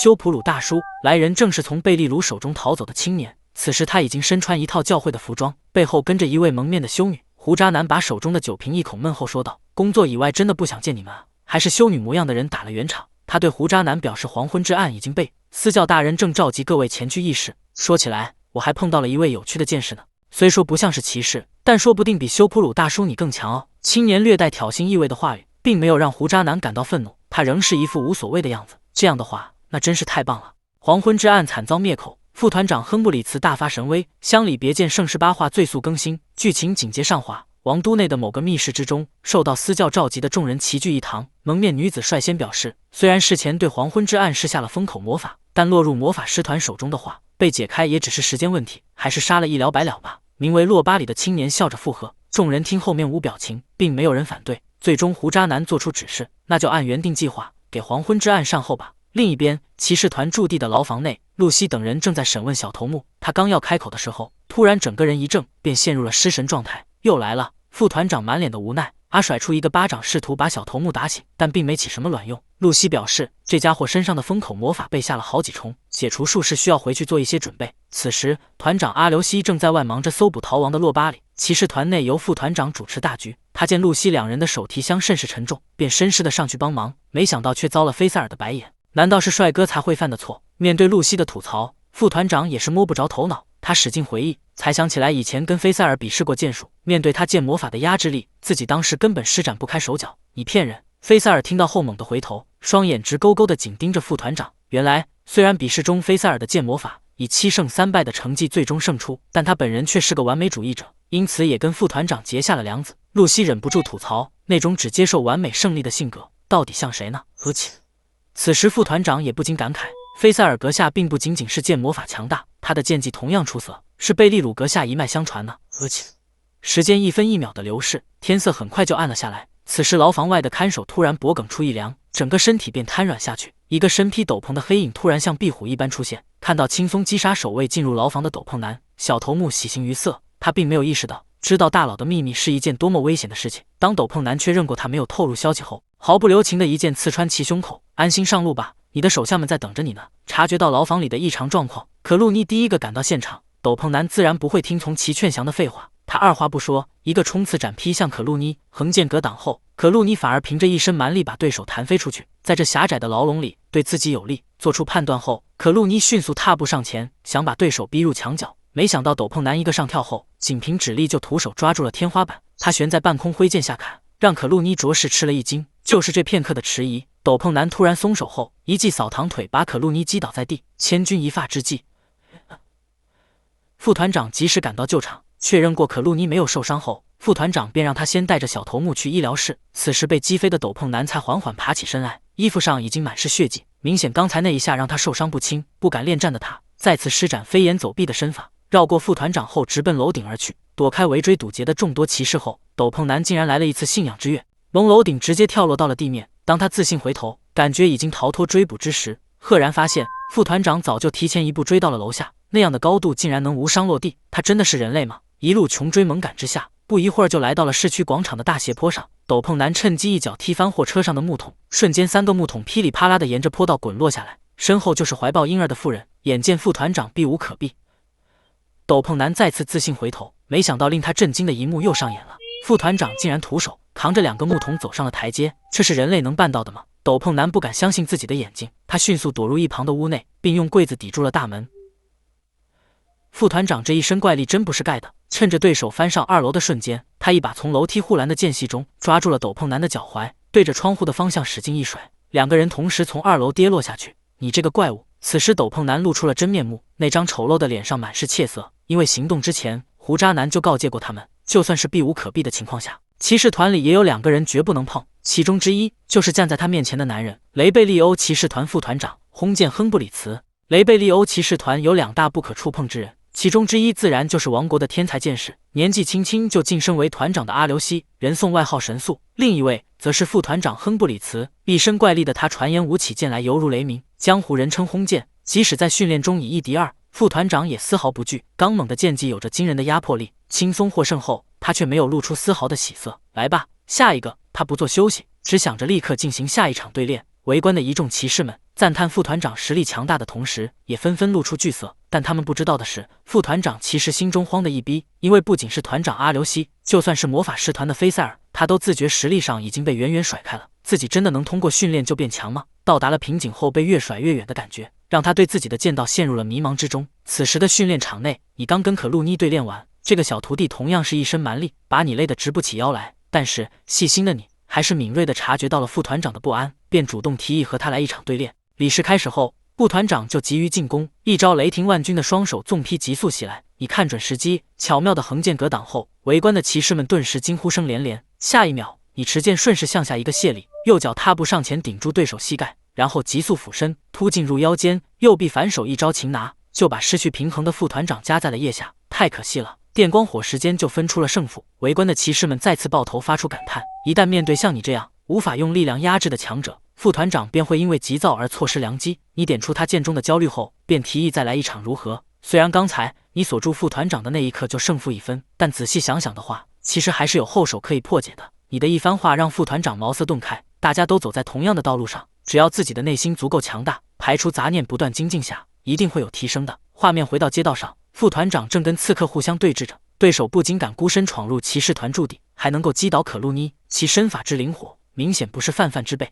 要是让他逃走的话，幕后的情报就断了，所以要怎么活捉对方才是关键。副团长面色凝重，团长要是在的话会怎么办呢？他不禁产生了这样的念头，但随即他又告诫自己，一定要排除杂念，集中注意力对付眼前的敌人。说时迟那时快，刺客突然拎起一旁的布袋，朝着副团长的脸上甩了过来，然后趁着其视线被挡的那一刻，技招突刺猛地挥出，下一秒剑身就成功插入了副团长的左臂。但此时刺客却没有丝毫的喜色，他只觉手中的剑像是被铁钳牢牢夹住一般，动弹不了分毫。随后副团长一剑斩下，连空气都仿佛被撕裂开来似的，巨大的轰鸣声震耳欲聋，零距离下刺客避无可避，勉强侧身闪开斩击后，就被强大的气浪吹飞数米。趁对手立足未稳，副团长毫不迟疑地突进向前，手中利剑摆出突刺的姿势，但下一秒他竟然甩了个剑花凌空变招，手中之剑瞬间成了横劈的架势。刺客措手不及之下，结结实实挨了一剑。副团长的连招没有片刻停歇的意思，他单手持剑高高举起，然后右转为双手持剑猛地斩下，力贯千钧的一击宛如一发攻城锤，让刺客持剑格挡的手腕差点直接报销。势不可挡的重压之下，刺客被迫单膝跪地，脑中不断的发出惊呼：这种怪力真的是人类能有的吗？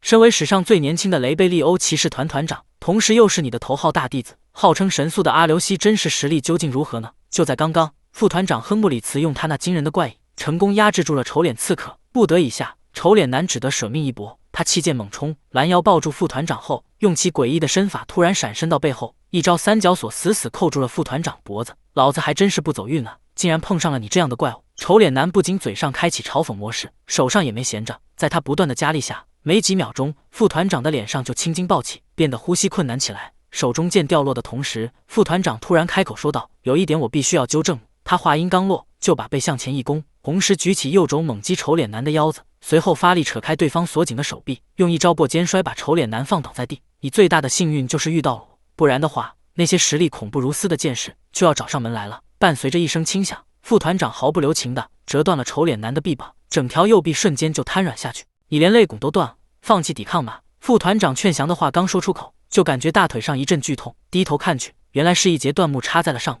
丑脸男原本折断的右臂，此刻竟然变得完好如初，难道他有自愈魔法？就在副团长心中一惊的时候，丑脸男掰住副团长的手腕，整个身体向着侧面用力一鼓，瞬间就翻身上位，然后一发肘击挣脱束缚后，丑脸男捡起地上的佩剑，撒腿就跑。此时一压之下，副团长腿上的断木已经深深地插入肉中，行动不便的他眼看着就要让对手溜走了。忽然一缕秀发飘过，一个长发骑士的身形赫然出现。怎么回事？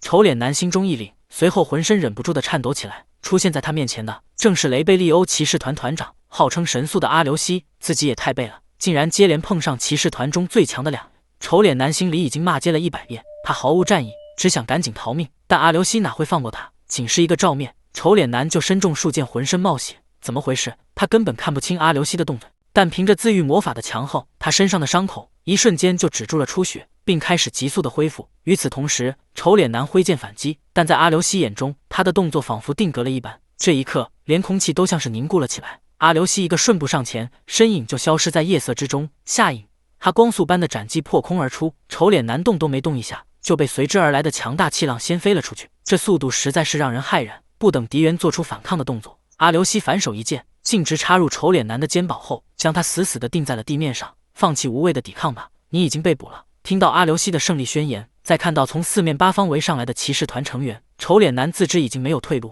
他嘴巴一张，舌头上突然出现一颗黑色的圆珠，然后又被他一口吞入肚中，爆炸的闪光瞬间照亮夜空。等硝烟散去后，阿留西安然无恙，但是丑脸男的半个身子已经炸没了。这家伙竟然用魔装具自杀，现在唯一的线索也断了。副团长觉得自己是最大的责任人，必须得到处分。但阿留西并不在意此事，他更关心团员们的伤情。当得知没有人被害，都只是负伤后，他才松了一口气。不久后，市区外围的某处密林中，蒙面修女解释了目前的状况。虽然派出的刺客自杀身亡，但灭口黄昏之案的任务顺利完成，总算是不用为暴露担心了。名为洛巴里的青年不禁发出感慨：雷贝利欧骑士团还真不是浪得虚名。你们两个都给我安静点！察觉到胡渣男的不悦，青年和修女顿时心中一凛，再不敢多说半句话。石头做墓碑，美酒做祭品。悼念完同伴后，胡渣男又给出了新指示，他命令修女通知司教大人，做好随时可以撤退的准备。不是所有威胁都已经解除了吗？青年表示不解，胡渣男却淡淡的表示，直觉而已，某种不好的预感正在悄然逼近中。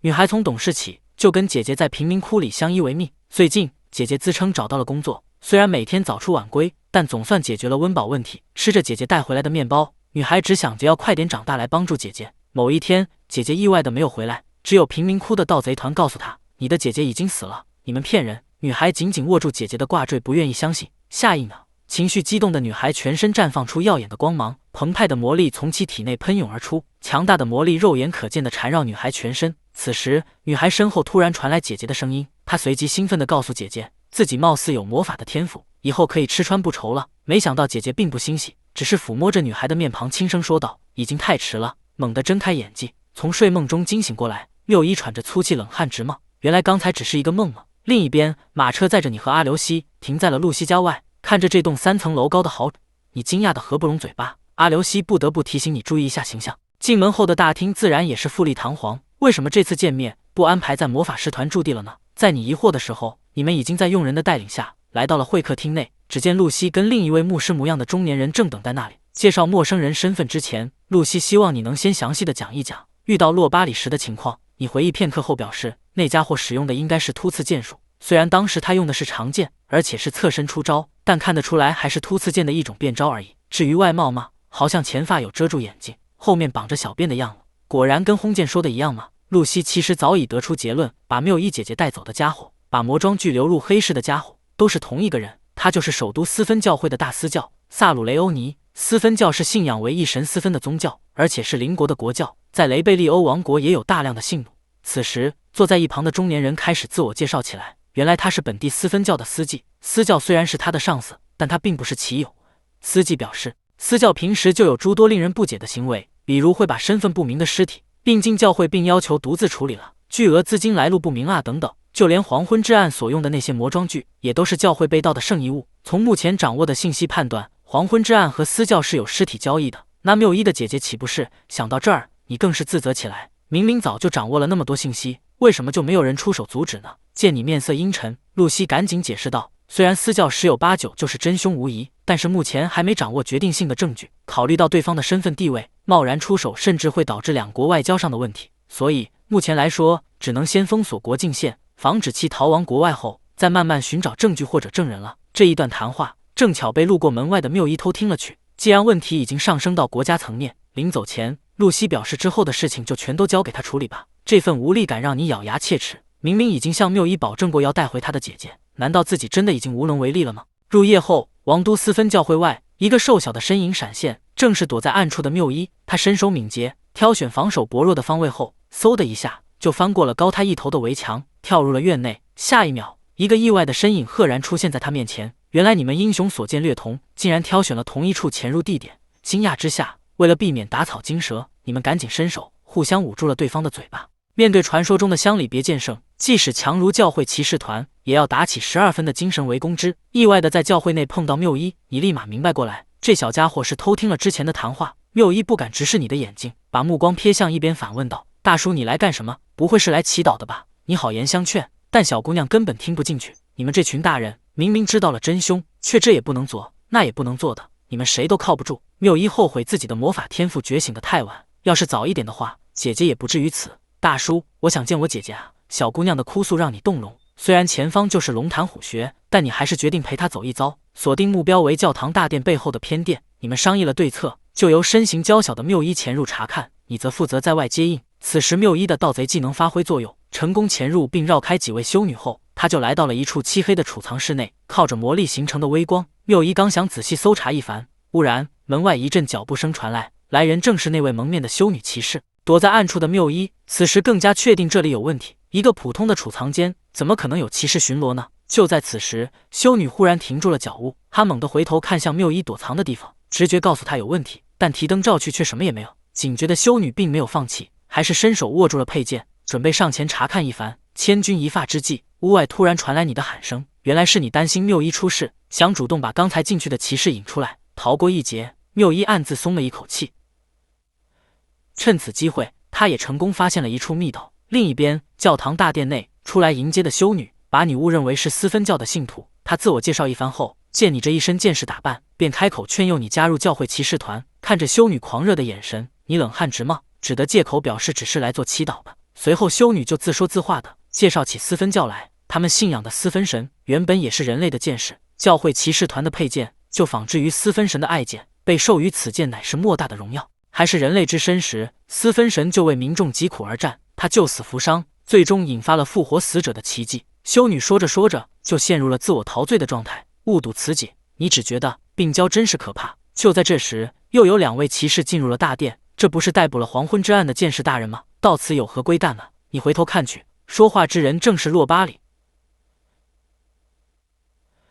你这个亵渎者！修女怒斥着你，陷入癫狂状态。午后撤步躲开攻击后，刚拔出佩剑，洛巴里的突刺就急速袭来，自己全力的一击竟然落空。洛巴里不禁露出吃惊的表情，你顺势变招，震开洛巴里后，豪得他的脑袋就横砍过去。不想另一位壮汉骑士瞬间加入战局，一洛巴里扛下了这一击，侥幸逃过了人头落地。洛巴里冷汗直冒，大呼好险！此时你已陷入了包围之中，前有洛巴里和壮汉拦截，后有修女阻击，不可原谅！竟敢假扮信徒欺骗我！你这个卑鄙的家伙！此时修女脸上青筋暴起，怒不可遏地看着你，反而是洛巴里冷静异常。乌罗叫你冷静点，要做这个人的对手的话，全员不打起12分的精神就危险了。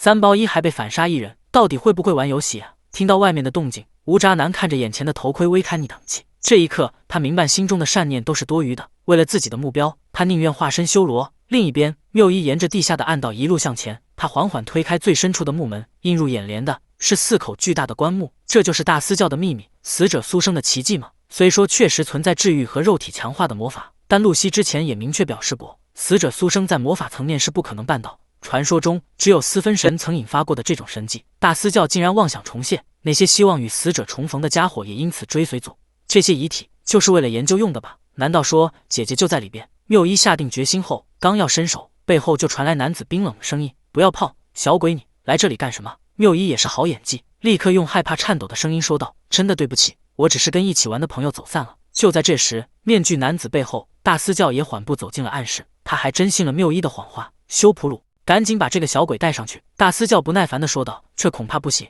面具男此时已经识破了缪伊的身份，黄昏之暗里的那个青发小鬼就是你了。他话音刚落，缪伊全力爆发出自身的魔力，让身体周围被魔力烈焰缠绕保护起来。这小鬼竟然……大司教见状吃惊不已。不过面具男却异常冷静，他甚至没有拔剑，一发手刀就把缪伊击晕了过去。司教大人，此处已经暴露了，还是赶紧撤吧。面具男恭敬地说道。该死的！大司教愤怒地一拍桌子，面露狰狞之色。他虽然心有不甘，但毕竟还可以撤回母国继续研究，随即便冷静下来。他命令面具男把这里都烧了，然后带上小鬼一起走，因为有魔力的活体可是珍贵的研究样物。随后司教朝着4口棺木大手一挥，口中念念有词道：“都起来吧！”只听见砰的一声，棺材盖子竟然从内部自行打开了。难道要把这些也带走吗？面具男略有些吃惊。那是当然了，大司教张开双臂自豪地表示，虽说还不够完美，但这些都是创造奇迹所需的基础，是自己已经踏入神之领域的证明。回到教堂内，此时你正和3名教会骑士缠斗在一起，见3包1都丝毫占不到上风，洛巴里便使了个眼色给蒙面修女。这个名叫乌罗将的女子立刻心领神会，主啊，请给予我等神之加护。她轻声念道后，3人身上立刻浮现出魔力加持的辉光。洛巴里飞起一脚，就把上百斤重的长凳轻松踹向你。趁你躲闪之际，另一名骑士迅速绕到背后，成功格挡下背后突袭。你只觉对方的剑瞬间沉重了数倍，这就是教会骑士团的奇迹吗？果然有2下子，对方使用的都是同一种突刺剑的剑技，但能引发奇迹的，应该只有修女一人。想明白这点后，你游走间主动露出破绽，雨薇把你逼入了死角。骑士团3人默契配合下，几乎同一时间从3个不同的方向挥剑向你攻来，抓住了那毫厘之间的空隙。你使出一个4两拨千斤，颠把修女的剑挑向了洛巴里。正面的威胁化解后，面对背后来剑，你余光一瞥，趁剑尖刺入剑鞘的瞬间，猛地一扭，联手带人，直接把壮汉骑士砍倒在地。此刻洛巴里是最明白实力差距的，快撤，我们2人毫无胜算的。他立即大喊道，不给敌人重整旗鼓的机会。你辣手摧花，转身一剑，瞬间就让修女也负了伤。果然除了他以外，没有人可以引发奇迹。你立刻压上，配着修女一人穷追猛打。糟了！洛巴里心中急呼，但因为你刚才那种仿佛背后长眼般的反击，使得他产生了犹豫，并不敢上前偷袭。就在修女不断负伤，枪要被你斩杀的时候，面具男及时赶到，把你挡在了身前。剑术超群却不自知的乡里别剑圣对上100人斩的骑士杀手，2个同样拥有看破能力，可以预判对手招式的高手对决，究竟谁更强呢？就在刚刚，面具男挡下了你追杀修女的一剑，你们2人修罗般的气场缠绕在一起，仿佛巨蟒对决不可名状的深渊巨兽。此刻面具男身上同样浮现出斯芬教魔法加持的辉光，只见他单手一甩，挑开你的剑尖后，突然来了一记快如闪电的突刺。纵使成功用剑格卸去了大半的力道，但对方加持后的怪力仍然让你大胆吃不消。面具男随后立马变招，松手握剑一甩一压，就把你的剑引导到了地面上。你们2人几乎同时松开了辅助持剑的左手，伸长了胳膊单手斜刺出去，剑光一闪，便从你们2人面前划过。你赶紧后撤几步重整架势，这家伙很强，大概比自己的2大弟子更强吧。此刻你想起了出发前得到的信息，这个教会骑士团是萨鲁雷奥大司教的私兵，虽然整体水平参差不齐，但里面也有数位实力不俗的高手，并且有传言说那位骑士杀手也在私兵之列。雷贝利欧骑士团团长阿留西听到此名号都不禁脸色一变。数年前邻国曾发生过震惊于世的连环杀人案，整整1个小队的教会骑士被接连杀害。据目击者描述，凶手都是同一人，由于一直没有被逮捕到，所以江湖人称骑士杀手。如果传闻都是真的话，那这家伙肯定就是骑士杀手本人了，相当棘手啊！你不禁头痛起来。此刻男子也突然低语了一声，果然是你啊！由于面具遮挡，你并没有听清楚，只觉得声音略有些耳熟。随后面具男便指挥受伤的修女先去跟马车上的大司教会合。可是已经杀疯了的修女还想再战，不过立马被面具男子喝止，别废话，给我退下。然后男子继续发出命令，表示还掳到了一个孩子，虽然现在没血，但他会使用魔法，需要修女多加注意。听到此话，你心中大惊，赶紧在一个后撤步，同时眼睛朝着大门瞥去，希望立刻脱离战场前去救人。怎料面具男没有丝毫追上来的意思，反而放松了全身，弯腰低下头去。见到对方如此诡异的举，你心中一凛，精神高度集中下，五感瞬间变得异常敏锐，利用看破的能力成功判断出了对方的剑路，差一点脖子上就要多一个大洞。仙君一发之际，你猛地把剑一撩，只听见砰的一声，对方诡异姿势下的神速突刺被你成功拦下。出剑杀都能看破吗？面具内的眼神满是惊愕。你虽然逃过一劫，但剑上也多了个缺口。好险啊！这种突刺的威力也太惊人了。你在心中暗暗叫苦。你俩不禁同时死死盯住对方，并得出结论：不打倒眼前之敌的话，是休想离开此地了。教堂外，修女通过某种秘术渐渐恢复了伤势。她本想再回去助战，但在洛巴里的劝说下，还是放弃。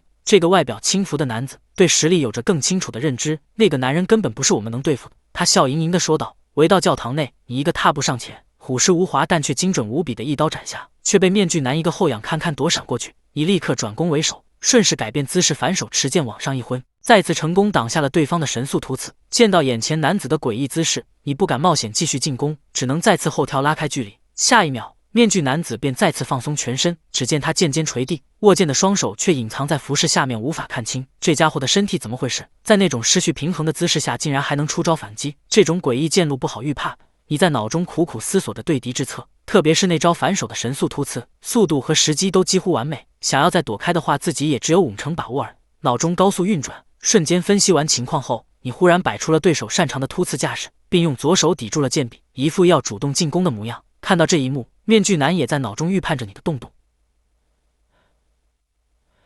察觉到你并非要主动进攻，反而是想防反后，面具男也心中一惊，该怎么办好了？就在你们两人都一动不动的时候，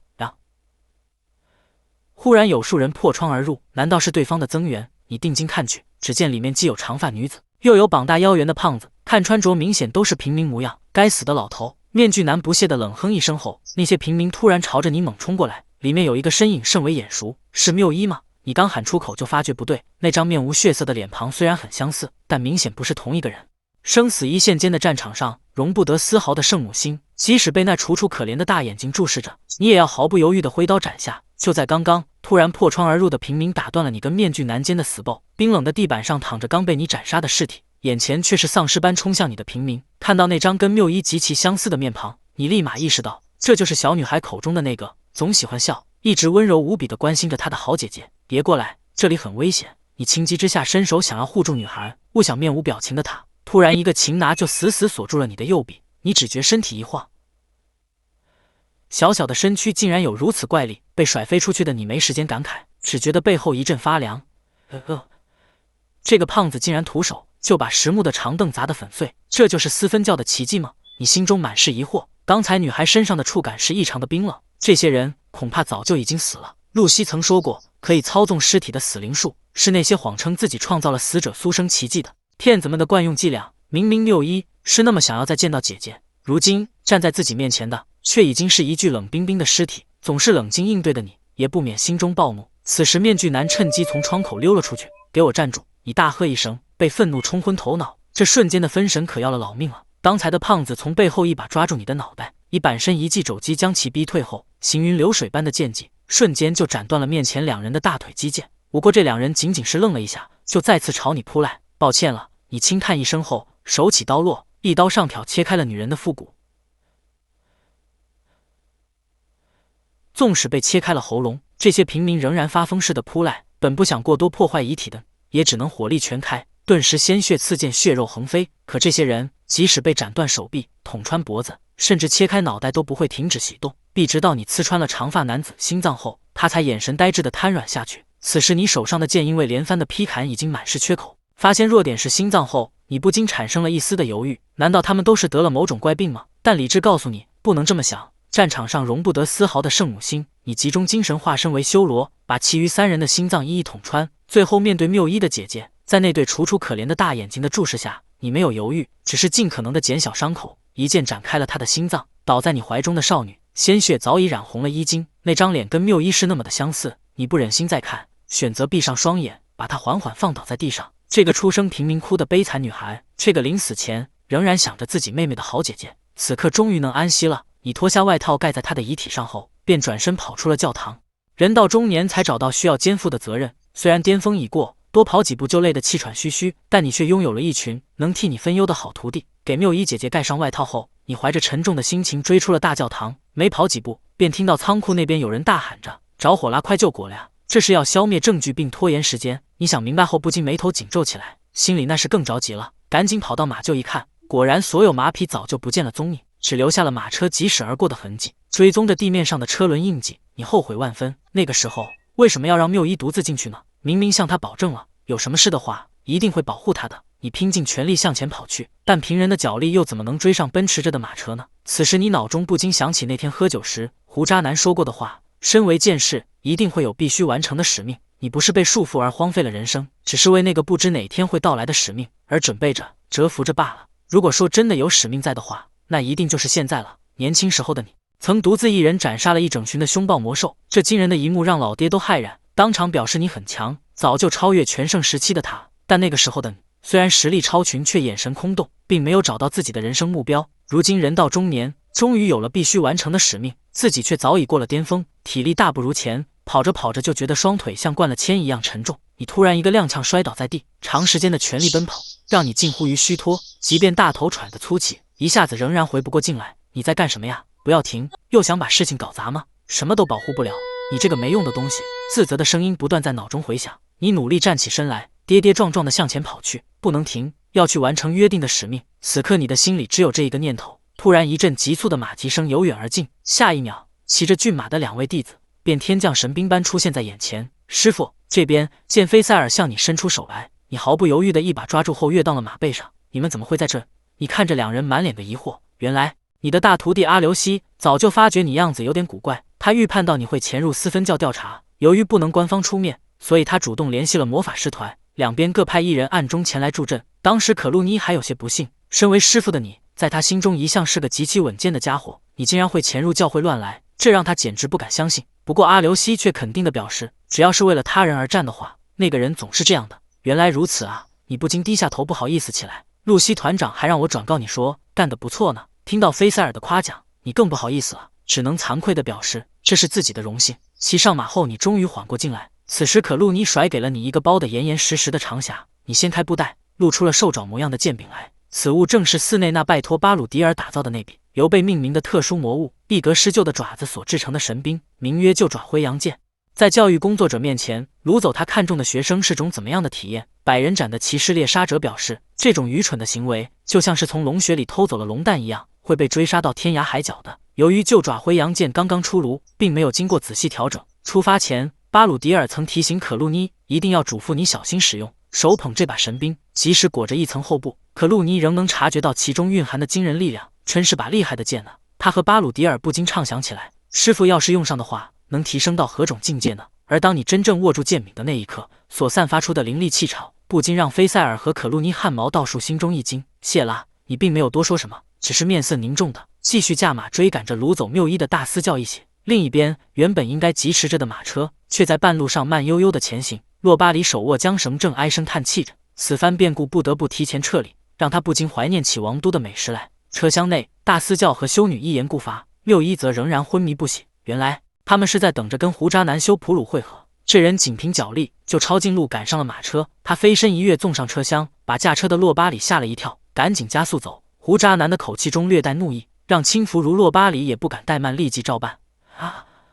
等爬进车厢后，胡渣男直接质问大司教，派遣那些死者干扰自己的战斗究竟是什么意思？大司教听后微微一笑，表示那个男人相当难缠，这不是已经起到作用了吗？虽说因此少了研究素材，但也不是什么大事。他大手一挥指向缪伊后继续说道，离完成死者苏生就差一点，为了拯救更多的人，这么一点点的牺牲是必要的。只要完成了这个奇迹的话，修普鲁你的愿望也就能达成了。真是这样吗？胡渣男面色一沉，忽然一把掐住了大司教的咽喉。他这异常的举动让毫无反抗能力的大司教瞪大了双眼，露出惊恐之色。那些死者确实拖住了对手，这是因为那个男人在挥剑的时候犹豫了。和他相比，你才是把死者当成道具的家伙。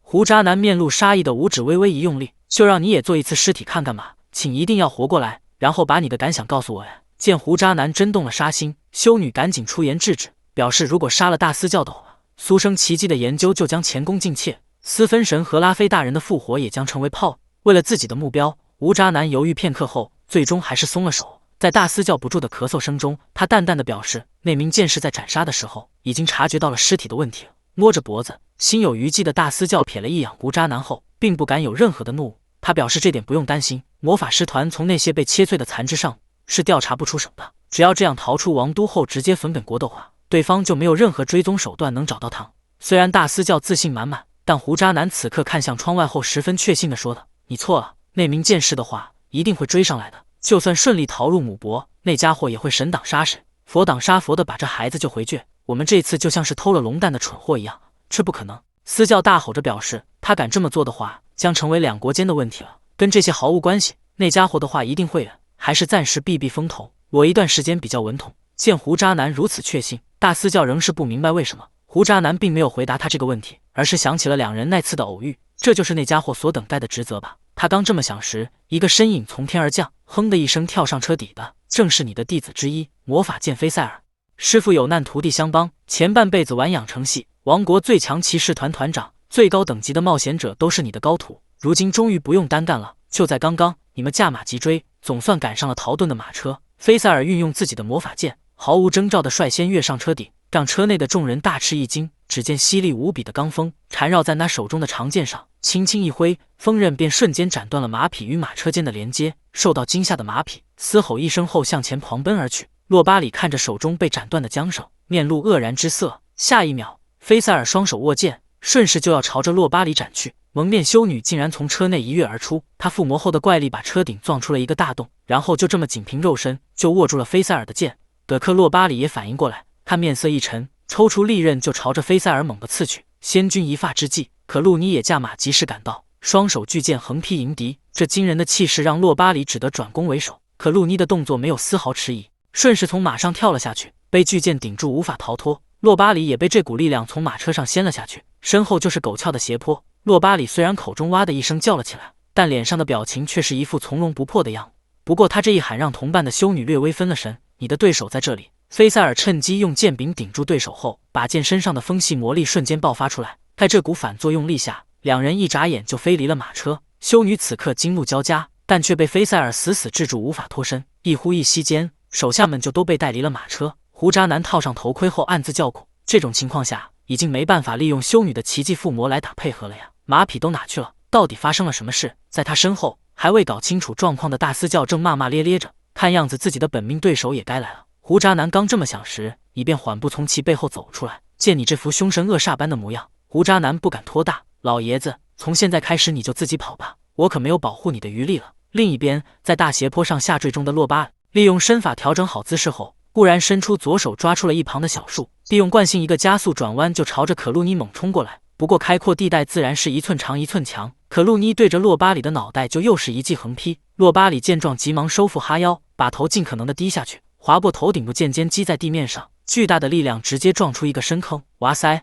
好可怕呀！洛巴里心有余悸地看着眼前的对手，不敢再有丝毫的大意。此时推着修女飞了好一会儿后，菲塞尔选择和他一起撞入了一栋废弃的碉堡内。落地后的两人几乎同时调整好了姿态，挥剑反击，两把不磨后的利刃撞击在一起，顿时霞光万丈，把这小屋照亮的宛如天明。你是魔法师团的菲塞尔哈贝拉吧？修女紧盯着对手，思索着应敌之策，没想到对方竟然知道自己。菲塞尔嘴上说着有点开心呢，但心里却是打起了12分的精神。另一边，洛巴里看向可露妮，笑着表示：“你这怪力真厉害啊！雷贝利欧的轰剑真的不是你吗？你认错人了，那个人可比我要强多了。”听到可露妮的回答，洛巴里把剑一横：“那么你能从那里让一让吗？”你们分割敌人的战术十分奏效，成功避免了对方附魔后提升战力，1对1的单挑战也即将打响。信仰加护，战斗修女中路真容，魔力御剑，近战法师不讲武德。魔法剑菲塞尔和蒙面修女的死斗刚刚开始，修女竟然当着敌人的面上报：“主啊，请赐予我神圣加护。”只见他缓缓闭上眼睛的同时，口中也念念有词起来。菲塞尔见状不讲武德，手中长剑一挥，魔力产生的剑气便让修女挂了彩，必招薄手。菲塞尔毫不迟疑展开追击，瞬间数道剑芒便同时击到了对手身上，顿时血花四溅。修女一个踉跄差点跌倒，但她立马稳住了身形，继续手扶着剑柄，做起了祈祷的姿势。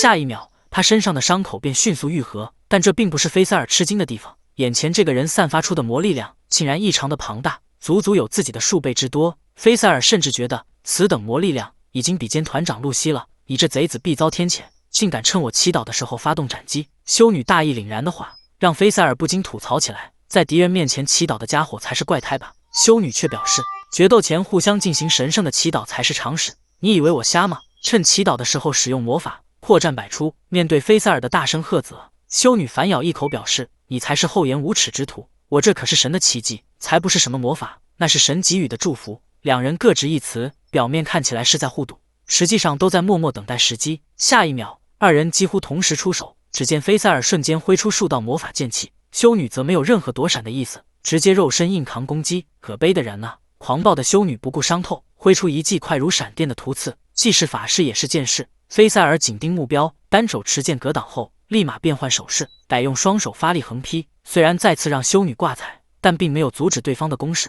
只见怪力加护的修女猛地发力，手腕一翻，竟然瞬间收回了突刺的长剑，然后纵劈斩下。早已看穿了对方的剑路，菲塞尔再次冷静格挡，然后魔法剑全力输出，瞬间吹起的罡风把修女整个人击飞出去。不过他落地踉跄几步后，便再次稳定住了身形。蒙面的纱巾被吹飞后，露出一张原本就满是疤痕的面庞来，被魔力撕裂的额头也同时开始愈合。还是砍浅了呀，明明有命中的实感。菲塞尔不禁感慨起来，如此夸张的肉体强化魔法还是第一次见到。虽说一时占了上风，但菲塞尔也没有一击必杀的手段，这样持久战下去，自己一定会先耗尽魔力。菲塞尔这么想的同时，修女也在心中盘算着，对面除了魔法斩击外，剑术也同样出色，自己或许真的技不如人。不过嘛，也差不多到时候了。修女话音刚落，菲塞尔只觉得手中的爱戟固然变得异常沉重，持剑的手臂不由自主地垂了下去，是个死良机。修女挥出了必杀的突刺，但让她意外的是，竟然还是被菲塞尔勉强化解。原来并不是剑变重，而是因为弱化魔法，他的腕力变差了。瞬间想明白这点后，菲塞尔靠着魔法强化力量，总算堪堪躲过致命伤，垂死挣扎罢了。修女双手持剑制住对手的同时，猛地一个踏步上前，在喷的怪力下，一把承受不住破了一个大洞，两人就这样从2层掉落下去。修女此举正是想借着下坠的洞一剑结果了对手，明白不能硬接。菲塞尔刚想发动魔法剑做紧急回避，不想却意外的失手了。下一秒，宋纵跌落地面的同时，修女的剑也刺穿了菲塞尔的侧腹部。果然如自己所料般，为了握剑发动强化腕力的魔法后，对手的剑魔法是无法顺利发动。魔法这种东西就像是写文章，想要双手同时操作是异常困难的事情，而自己发动的奇迹就不一样。修女高举强化过的拳头，一拳又一拳地砸向菲塞尔。因为出生就带有疾病，被嫌弃丢掉的我，不仅被私分神您的奇迹所拯救，而且今天您还赐予了我神圣的家伙。修女手捂胸口，脸泛红晕地发起癫来。同时成为最强剑士与最强法师的弟子，是一种怎么样的体验？女孩从小就是众人口中的天才，魔武双修的她，不仅有着极佳的剑术天赋，甚至还有使用魔法的潜能。可如今，她却在修女的铁拳下，瞬间失去了意识，脑中也不禁闪回出了两位师傅的笑容，怎么能给他们丢脸呢？大脑宕机片刻后，菲塞尔趁着修女发癫，忽然握紧了剑柄，魔法剑再次发动。虽然瞬间的气浪带着自己脱离了修女控制，但整个人也像断了线的风筝般撞向了一旁的墙壁。自己发动腕力强化，抵消虚弱魔法后，就无法顺利使用魔法剑，而对方不仅有着无穷无尽的魔力，还能同时发动治愈与肉体强化。绝境下，菲塞尔不禁想起了当初跟副团长比试时的场景，同样因为魔力耗尽，自己跟副团长比试时7胜3负。赛后他不甘心的挥剑练习，眼泪都差点流出来。好友劝他别那么较真，副团长那身怪力也不是凡人，才输了3场已经很了不起了。听到此话，菲塞尔的眼泪终于不争气的流了出来，因为自己既是最强剑士的弟子，也同时是最强法师的弟子。既然得到了比任何人都要有力的教导，那么不管什么情况下，自己都不应该输。好啦好啦，知道你最喜欢师傅们了。好友摸着菲塞尔的脑袋安慰起来，那一招正是为了应对此种情况才苦练成功的。面对急速冲来的修女，菲塞尔突然把手一松，旁剑离手的同时，整个人后跳躲闪开去。修女虽然看破了他是主动这么做的，但并不明白为何要如此。不过下一秒，他便察觉到了异常，只见离手的长剑上突然泛起了魔法的辉光。菲塞尔右手一扬，航电仿佛通灵般自动斩向了修女。他竟然能用魔力御剑，菲塞尔展现的绝技让修女骇然。高速旋转下的利刃载着飓风般的威能攻向修女，直接打破了她的防御架势。随着菲塞尔手势的变化，原本被弹飞的宝剑又猛地向下斩去。菲塞尔手掌一合，长剑突然横向旋转，修女猝不及防下，博眼瞬间挂彩，丢失了一侧的视野。菲塞尔老练的利用盲区操控飞剑绕到了他背后，被一剑刺穿胸膛。修女这才意识到是怎么回事，小伎俩罢了。修女虽然内伤吐血，但并不致命。她突然伸手一把握住剑刃的举动，让菲塞尔也大吃一惊。抓住你了，这下逃不掉了吧？修女竟然用肉身封锁住了飞剑，然后又是一发拿手的突刺，菲塞尔只能空手去挡。虽然改变了剑路，仅是被刺穿了左肩，但修女的怪力还是把他钉到了墙上。祈祷吧，伟大的私分神没有偏见，会给任何死者指引报应。以为胜券在握，修女大放厥词。不过菲塞尔并没有放弃，他同样伸手握住了面向自己的剑尖，总算抓住了。听到菲塞尔的话，修女意识到不妙，可惜已经晚了。下一秒，零距离下的魔法剑全力施展，这种直接从人体内部发动的气刃斩击，把修女整个身躯撕扯的扭曲变形。神了，请再把奇迹赐予。修女断断续续的话没说完，便因重伤倒地不起。指引我前进的人早就已经有2位了。这一战最后以菲塞尔的惨胜告终。无聊艰苦的训练，以命相搏的厮杀，把常人看来痛苦的事情视为一种乐趣的家伙，才有资格到达剑意的极致。男人仅仅一击，便在巨树上留下了炮弹般的洞坑，而他使用的却只是一截短小的木棍。在他的周围，被一击而穿的树木比比皆是。同一时间，洛巴里和丑男贾米也在一旁套招对练，因为自己的战斗方式不适合在训练中使用。洛巴里不幸落败，不过他丝毫不在意，仍是一副乐呵呵的样子。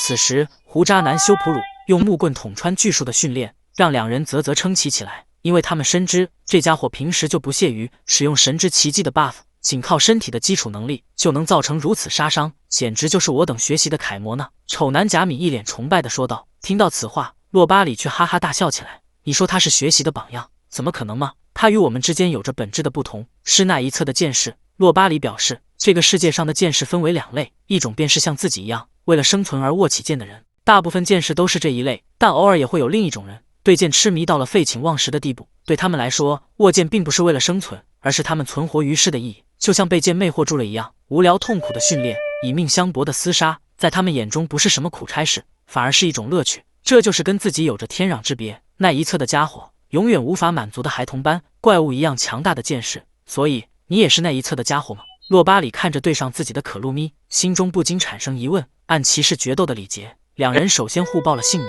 刚才那个大叔也是雷贝利欧的骑士吗？他忽然提问。可露咪也没啥心机，直接表示你就是骑士团的剑术指导。原来如此啊，他就是传闻中的乡里别剑圣。洛巴里低头沉思片刻后，突然举手笑道：我投降。他边说边自顾自地坐到了身后的岩石上，并表示自己只是为了钱才被私教雇佣的，现在要跟雷贝利欧正规骑士交战的话，根本划不来。这无关骑士的信仰和荣耀，我不会说什么漂亮话，只是不想死而已。见洛巴里说的诚恳，可露妮也不好拒绝，扔掉你的武器，然后举起手来。他边说边靠近男子，准备用绳索捆住对方，假装同意。洛巴里举起右手的同时，突然一抖袖孔，电光火石间，锋利的匕首便朝着可露妮飞去。还好他一直警觉着，用巨大的双手剑做盾牌，盘飞匕首的瞬间，眼睛死死盯着对方的动作。下一秒，洛巴里拿手的突刺便已经到了少女胸口，利用双手巨剑的剑柄格挡，扭转半身带偏对手剑路后，可露妮左手顺势握到剑柄最下端，弓棍利用双手剑的长度挥出了反击的一剑。就算经验老道的洛巴里急速后跳，也才堪堪避过剑尖，腹部的衣裳瞬间被划开一道口，攻守之势立马逆转。洛巴里横向移动寻找机会，可露妮也做好出剑的姿势，紧追不放。啪嗒一声，眼前男子突然意外绊倒，让没有经历过生死相搏的可露妮也大吃一惊。狡诈的洛巴里自然是有所图谋，他抓起泥桶直接朝着妹子的脸上撒过去。可露妮还没反应过来，罗斐便被对方的利刃刺穿，阴招得手。洛巴里微微一笑，开启嘲讽：总把信念什么的挂嘴边的骑士，全都死在我之前了哟！撒土蒙眼，给剑上毒。本该是骑士间的公平对决，却被男人玩成了混混械斗，不断使出下三滥的盘外招，只为激怒对手的同时降低他对自己的评价。这就是男人的取胜之道。靠着撒土遮掩，洛巴里挥出阴险的一剑，直接刺穿了可露妮的小肚，穿立马又补上一脚，把身材娇小的女孩踹出去数米远。稳住身形后，可露妮吐出口中的血水，双眼死死盯着眼前这个卑劣的男人。洛巴里则缓步走向对手，同时口中大放厥词起来：竟然还活着呀！我可是用了足以折断脖子的力道踹下去的。在可露妮双手剑的攻击范围外，洛巴里突然停住脚步，只见他摸出一个小瓶，直接把里面的液体倒在了剑身上。意识到这是剧毒，可露妮面色凝重，洛巴里更是夸张地表示：这东西碰之即死。他这么说的目的，就是为了激怒对手的同时降低对自己的评价。会用如此卑劣招数的家伙，真正实力上一定强不了。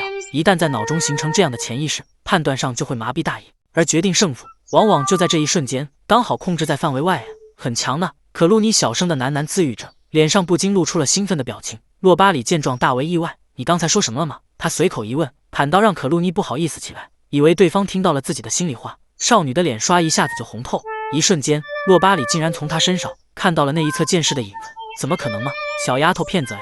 洛巴里举剑向前，无信邪的果断出击。在其踏入双手剑攻击范围的那一刻，可露妮也一个踏步迎了上去。早有对策的洛巴里瞬间解下斗篷往前一扔，悟空呲啦一声，可露妮的横劈便毫无意外斩到了布匹之上，没有砍中人的手感，视线又被斗篷遮蔽。可露妮立马调整握剑姿势，她一手握住剑柄下端，另一手抓住剑柄中段，摆好防御姿态应对洛巴里的出招。而此时洛巴里早已跳到了少女背后，单独的长剑不需要长多深，急速挥出后便在可露妮的手臂上留下了一道血痕。洛巴里还没来得及高兴半猛中，便忽然意识到不妙，因为改变握剑姿势的可露妮最佳攻击区域也同时改变了。下一秒，本露妮就反向挥动剑柄，狠狠击中了男人的腹部。这一下有个少女怪力的加持，让洛巴里顿感吃不消。不过这还没完，只见可露妮抽回剑柄，同时挥出一记势大力沉的纵劈，仿佛千斤之力从头顶压下。洛巴里使出吃奶的力气，才勉强用剑格挡下来。但可露妮近身的小连招不断，一记横扫再次把男人击飞出去。洛巴里顿觉头晕目眩，近乎晕厥，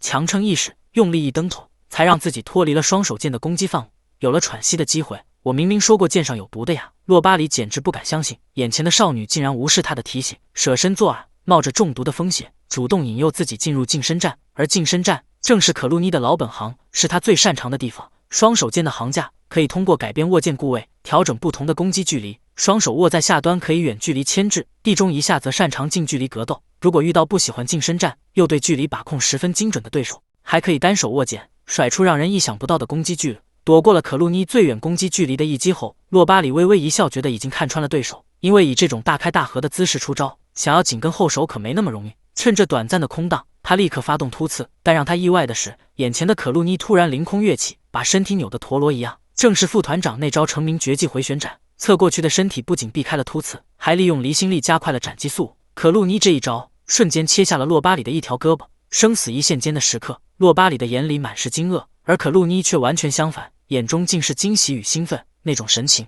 洛巴里自然是懂了，这正是那一侧的剑士才会拥有的东西。少女早就把自己甩在了身后，奔向了强者云集的那一侧。虽说剑术上的比拼可露妮胜了，但此时刚才中的毒也蔓延到了全身，她不仅是手臂，整个人都开始麻木起来。洛巴里见状，又掏出一个小名晃荡了两下，表示帮他包扎止血的话，就把解毒药交给可露妮。少女想都没想，就先给这个谎话连篇的男人包扎了断臂。惊讶于少女的天真，洛巴里忍不住调侃道：“难道你就不怕我再骗一次吗？”在他递过解药的同时，可露妮表示，就算被骗，自己也会这么做的，因为骑士的荣光是他从小就憧憬着的东西。搞什么吗？你难道不是因为喜欢剑才当的骑士？明明斩断我手臂时还笑了来人，连可露妮自己都没意识到刚才那种发自灵魂深处的喜悦。他连忙更正发言后表示，这一战真是太让人愉悦了。果然，到达那一侧的家伙都是怪胎啊！不过嘛，给人的感觉也没那么糟糕就是了。天真中带着狂气，卑劣如洛巴里都被少女的气场给折服了。而学剑之前先喜欢剑，正是你当年在道场时教给学生们的第一课。我很喜欢剑，所以希望大家也能从剑上找到乐趣。自己从前说过的话犹在耳边，但如今即将跟自己同级别的对手以命相搏，你又能否放平心态，重拾最初的快乐呢？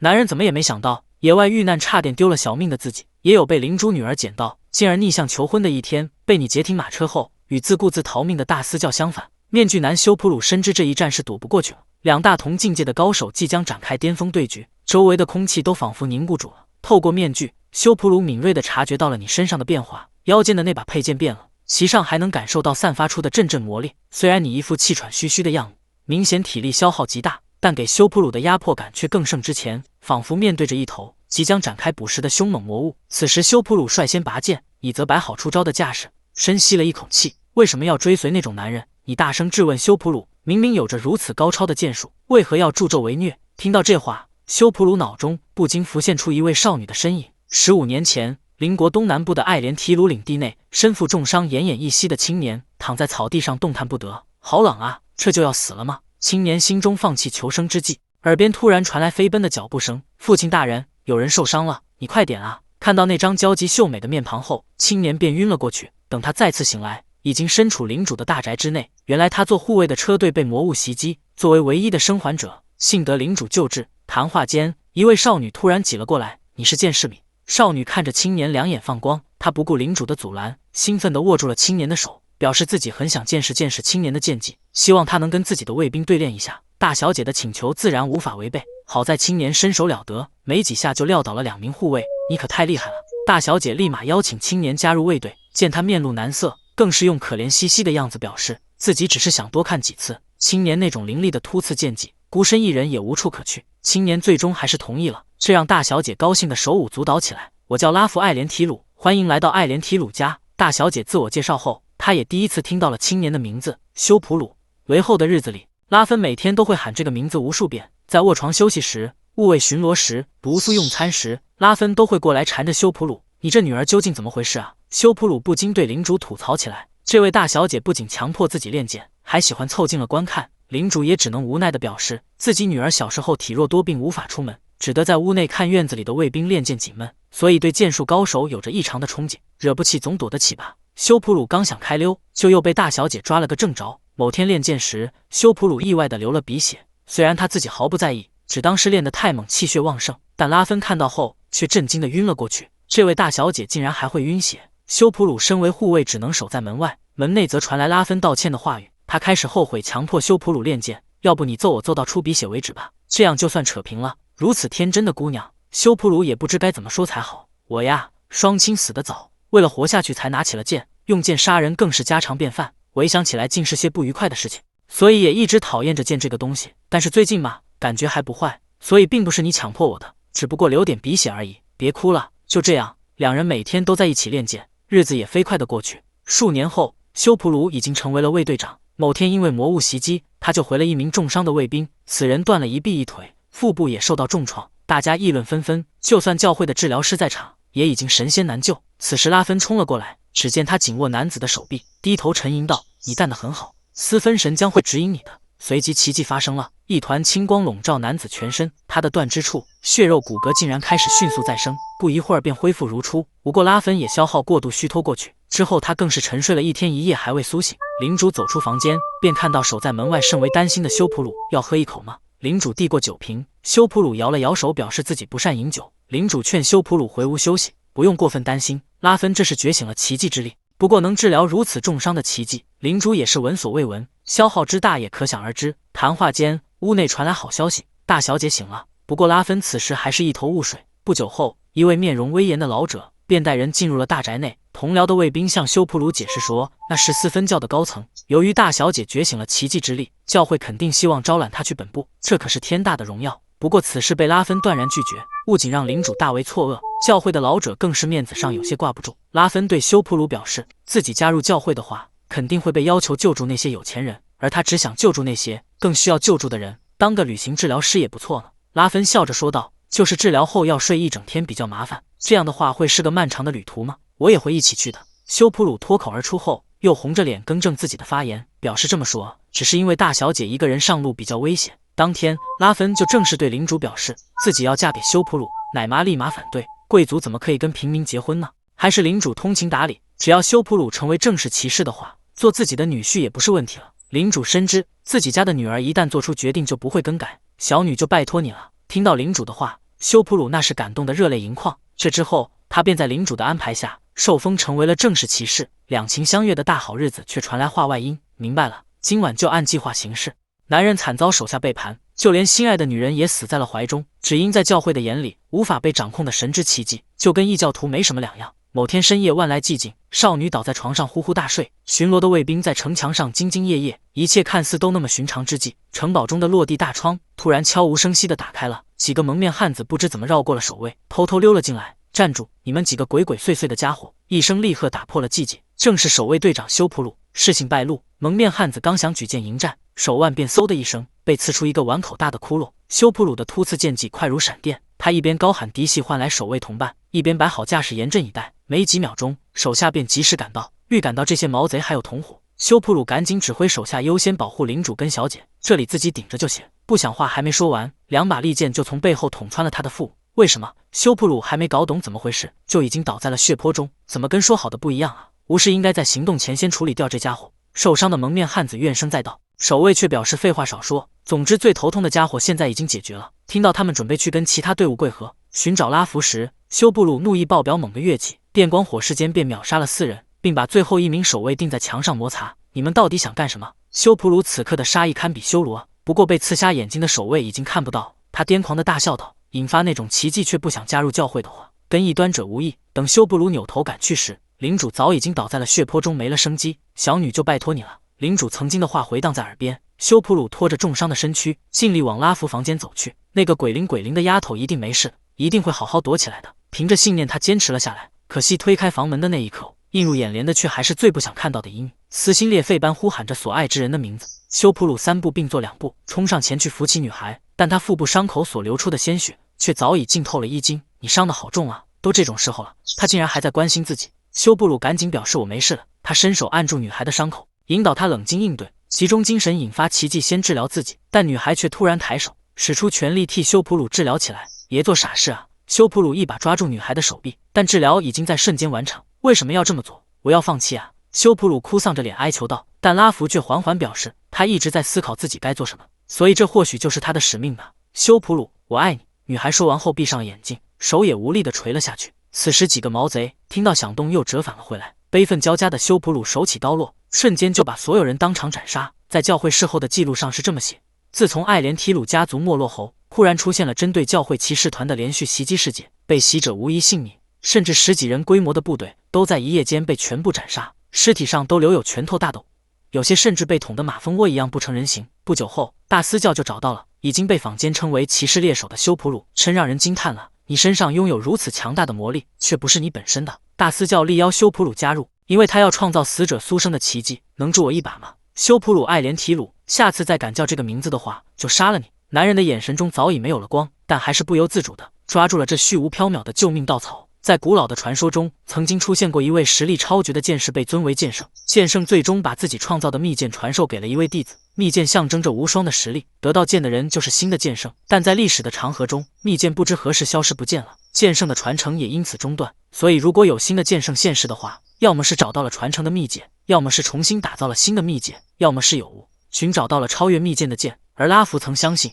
修普鲁一定会是那笔成为新剑圣之人。如今站在修普鲁面前的你，拔出了徒弟打造的旧爪灰阳剑，不仅剑身通体赤红，其上还散发着阵阵热浪。高手过招不需多言，一上来就是拿手绝活。修普鲁挥出凌厉的突刺，以则挥剑上撩阻挡他的剑势。双剑碰撞的那一刹那，论时火光四射，而剑身上传来的触感让修普鲁大感意外，赶紧一个俯身躲闪。此时修普鲁手上的长剑不仅剑格被削去了一半，甚至剑身都被高温腐蚀掉了半边剑刃，而你手上的旧爪灰阳剑丝毫无损，上面隐约可见的热浪更是比刚才更强上了一分。带着各自的信念以命相搏，这是剑圣与剑圣之间的终极较量。相离别，剑圣新异化迎来最高潮。当缪伊缓缓苏醒时，马车里面早已只剩他一人。忽然，车外传来惊天动地的打斗声，他闻声望去，此刻面具男修普鲁正跟你进行着高速攻防战。只听破空声传来，你瞄准对手支撑脚，挥出凌厉的一剑，忌惮就找回阳剑的威能。修普鲁不敢应接，选择起跳躲闪，凭着诡异的突刺剑技，甚至能在失去平衡的半空中发动攻击。轰的一声脆响，在旧爪灰阳剑的高温下，修普鲁的细剑再次被腐蚀掉了半边剑刃。抱歉了呀，又得借用一次了。只见修普鲁喃喃自语后，体内爆发出澎湃的魔力，正是拉芬的遗赠。他明白这时候强化肉体毫无意义，便把魔力集中于剑身之上。仅仅一瞬间，高密度的魔力便覆盖住了剑刃，在黑夜中仿佛明灯一样耀眼。修普鲁随即放低姿态准备出招，凭着态势感知的能力，仅同你摆出的迎敌架势，修普鲁便预测到了你的剑路。如果贸然出手将手指尽断，只见他突然大跨步向前，把身体极限的下压，仿佛一张拉满弦的弓。这一瞬间，支撑脚被捅穿的未来便闪过你脑海，下一快如闪电的突刺便爆射而来，你立刻挥剑斜扫。虽然弹开了这急速的突刺，但还是被划伤了小腿。不过此刻你双手持剑强行上撩，逼得对手侧翻躲闪，再次失去平衡。不过修普鲁的突刺根本不讲理，这种情况下他都能预测到你的死穴。光速般的突刺猛地袭来，千钧一发之际，以握住剑柄下端的左手微微一用力，既弹开了对手的剑刃，又取得了下一招出手的主动权。但此刻在你的态势感知中，如果就这样顺势横扫斩下的话，虽然能飞了对手一眼，但自己却会被洞穿脖颈。修普鲁是故意卖了破绽，看穿这一点的你瞬间调整步伐，一个回旋转身想占据对手后背位的有利地形，但修普鲁同样紧跟而来，你俩竟成了背靠背的情况。修普鲁反手握剑刚准备刺下，脚下发力点已经被你提前占据，局际扭身肘击，终于第一次打中了这难缠的对手。本想趁势追击，但挥剑到一半你便发力强行停止了剑幕，因为从对手姿态的细微变化中，你再次预测到了自己腹部中箭的未来。诱敌之计接连失效的修普鲁一个翻身站了起来，在旁人看来你俩只是互相对视着一动不动，其实在各自的脑中早已经模拟了数百次互相挥砍出招的场景，遇见了你俩势均力敌，全都身中数箭千疮百孔的未来。这是多么酣畅淋漓的厮杀呀！此刻你反而露出了享受般的微笑，这让修普鲁大感意外。那个有拉弗拍手观战，你俩畅快比肩的不可能存在的未来，在他脑中一闪而过。修普鲁爱莲提鲁。男人此刻毫不犹豫地报上了这个他本来决定这辈子再也不提起的名字——贝利卢卡·迪南多。你也回报姓名，以示尊敬。一阵微风吹过，以两同时出剑砍去。这一招里没有技巧，只有男人间的惺惺相惜。就找辉阳剑跟附魔之剑激情碰撞下，顿时雷光大盛，爆发出的闪光照亮了整个森林。随后你主动变招，缠住对手剑路的同时不停地踏步上前，贴身限制那种恐怖爆发力的突刺剑技，并且利用剑格锁住剑刃后哐子发力，甩臂一个大回旋，震开对手剑的同时，也取得了劈砍的优势时机。这一剑下去，修普鲁那是不死也残，但他同样预测到了此种未来，竟然顺势躬身下压，极限躲开斩击后，手臂一抖，你左臂上便多了一个拳头大的管洞。反射出去的修普鲁甚至已经看到了圣机，那个你被捅穿的未来。他刚要出剑，却突然感到腿上一疼，使不上力，眼睛向下瞥去，只见大腿上的伤口深可见骨。原来你刚才双手下劈斩的瞬间，松开了一手后，反手快速上撩。修普鲁的发力腿等于自己撞了上去，这种级别的厮杀，用一臂换一腿简直太值了。修普鲁眼中的那一丝圣机转瞬即逝，只见你转身的同时，早已调整好姿态。该死啊！修普鲁暗骂一声，心知大势已去。下一以背身状态单手发力一甩，挥出了最大攻击距离的一剑。修普鲁根本来不及躲闪，连面具带脑袋被一剑斩成两半，凝聚在剑身上的魔力瞬间消散，象征着男人已经无力反抗，鲜血滴答滴答的流淌下来。修普鲁虽然没有失去战意，想要撑住身体，但最终还是倒了下去，集中精神，先用魔力堵住伤口。我要站起来，一定要站起来！虽然脑子这么想，眼睛却不听使唤的缓缓闭了起来。临死前，修普鲁仿佛又看到了拉芬，女孩就坐在自己面前，用无奈和悲伤的眼神注视着自己。我知道的，这一路上死在我剑下的冤魂不计其数，我根本没有脸再见你了。结果我还是没什么改变了，还是跟遇见你之前的那个自己一样，我的剑已经没有存在于世的使命了。虽然击败了强敌，但你并没有露出喜色。了不起的剑术，真的想再多看一看了。你叹了口气，也不知道修普鲁生死道消前有没有听到你的话。因为担心缪伊的安危，你随即转身朝着马车走去，但没走几步便脑袋一晕，因为失血过多，一个踉跄倒了下去。人生就是唏嘘的棋局，在举杯畅饮的酒馆里，可以成为最陌生的知己；在刀剑相交的战场上，又可以成为最相知的宿敌。模糊为影子，在厮杀中逐渐清晰的身躯，既是对手，更是自己。剑这种东西，重要的不是能强到什么程度，而是你的剑到底能做些什么。蹉跎半生的你，是否做什么都已经晚了呢？梦到徒弟们惨死的结局，万般滋味瞬间涌上心头，你猛然惊醒，大吼着不行啊，一把向身前抓去。等看清楚少女那惊讶的眼神后，你才意识到刚才只是做了个梦，这里原来是骑士团的医务室。你赶紧道歉，没想到阿留西此刻却更尴尬的涨红了脸，解释起来：您刚才在做噩梦，我只是想稍微摸摸，不是替您擦擦汗，绝没有做什么奇怪的事情。随后你得知那场大战后，自己竟然已经睡了整整2天之久。缪伊呢？他怎么样了？比起自己的伤势，你更关心那位可怜少女的近况。阿留西表示，缪伊她没事的，而且已经安葬了姐姐。原来在那天与修普鲁的大战后，你重伤昏迷了过去。所幸的是，阿留西率领的骑士团及时赶到，不仅救治了伤员们，还顺着足迹成功逮住了独自开溜的大司教。那个男人竟然败了，这怎么可能？大司教这个老奸巨猾，在认清现实后脑子一转，立马反咬一口，声称你才是图财袭击的强盗，正义的骑士团应该将你抓捕才对。大司教自信身份特殊，而且一切证据都已经在那场大火中被烧毁了，骑士团不敢在这里动手抓捕，将此事上升到2国外交的程度。等从那堆瓦砾中找到什么时，自己早就回到本国藏好了。可惜他机关算尽，还是棋差一招。阿留西手中竟然有一份他人口买卖与禁忌魔法实验的详细记录，这东西为什么会在他手上？大司教瞪大了眼睛，不敢相信。原来当初缪伊在地下室找姐姐时，不识字的他觉得这份资料可能有用，就顺手偷了藏在身上，被那个相当强的剑士抓住，使我晕过去，还以为绝对会暴露呢。缪伊以为是幸运之神的眷顾，其实不然。小心谨慎的大司教当时就命令修普鲁搜身缪伊。修普鲁自然是有所察觉，但却故意隐瞒了这一点。而想明白这一切的大司教只得无奈的咬牙切齿，用最恶毒的语言咒骂起修普鲁来。随后你询问了可鲁尼与菲塞尔的情况，二人虽然有的中毒，有的被刺伤割伤，但都及时得到了治疗，没有大碍。你听后大松一口气，都是因为自己的无能，才把大家都卷了进来。你低头抱歉，不敢直视阿留西，不想小姑娘噌的一下突然站了起来，只见她抬起右臂，摆出了狠狠挥巴掌的架势，随后便是啪的一声轻响。阿留西的动作其实十分轻柔，让你不禁在心里吐槽起来，这也算打吗？阿留西对你的自责感到生气，因为他很明白，那是能让你都受那么重伤的敌人，要是没有你在的话，此事根本不会如此圆满的解决。阿刘希说着说着，眼泪就流了下来。因为你自己没当回事的这条命，在徒弟们看来却比什么都更重要。随后你便起身前往墓地，当初信心满满答应少女的承诺，一定会帮她找到姐姐的那个承诺，不但没有做到，还在遗体上留下了剑伤。虽然大家都知道那是迫不得已，但你仍然心怀愧疚，缓缓走向正在祭奠的缪一的你。还在思考该怎么向他解释时，女孩却突然回头率先打起了招呼：“大叔，你已经醒了。”缪一表示，在老太婆的帮助下，他已经安葬了姐姐。听到老太婆3个字，你下意识地皱起了眉头，心想这娃的胆子可不是一般的大。你刚要开口道歉，缪一便赶紧伸手阻止道：“够了够了！原来在这之前，包括露西在内的所有人都十分关心他，让他已经可以平静地接受姐姐的逝去，能最后见到一面真的太好了。所以大叔，你什么都不用说，能跟姐姐这样道别就已经很好了。”看着女孩还有些悲伤的眼神，你的眼泪便忍不住地流淌下来，心想这娃子也太坚强了。你这一激动，胳膊伤口处便又传来阵阵剧痛。缪一关心过后，顺势问道：“那个剑士很强吗？”“是啊，大概是我迄今为止遇到过的最强剑士了。那假如说我现在才开始练剑的话，也能强到赢过那家伙吗？”看着女孩认真的眼神，你十分肯定地回答道：“可以做到的。那么大叔，请教我练剑吧。”听到此话，你哑然一笑，自己这个人到中年的大叔，找到挥剑的意义都不晚，那小姑娘自然也不晚了。当晚，你又来到了王都最大的酒馆，虽然这里一如既往的热闹，但大口痛饮之下，总觉得少了点什么。右手食指便下意识轻轻敲起了桌面。看着一旁的胡子大汉跟好友勾肩搭背的样子，和当初那位闹事的男人貌似有那么一丝丝的相似，你心里不禁又感慨起来，这大概就是命运最辛辣的讽刺吧。那个你捅穿的最强对手，竟然是最懂你最聊得来的家伙。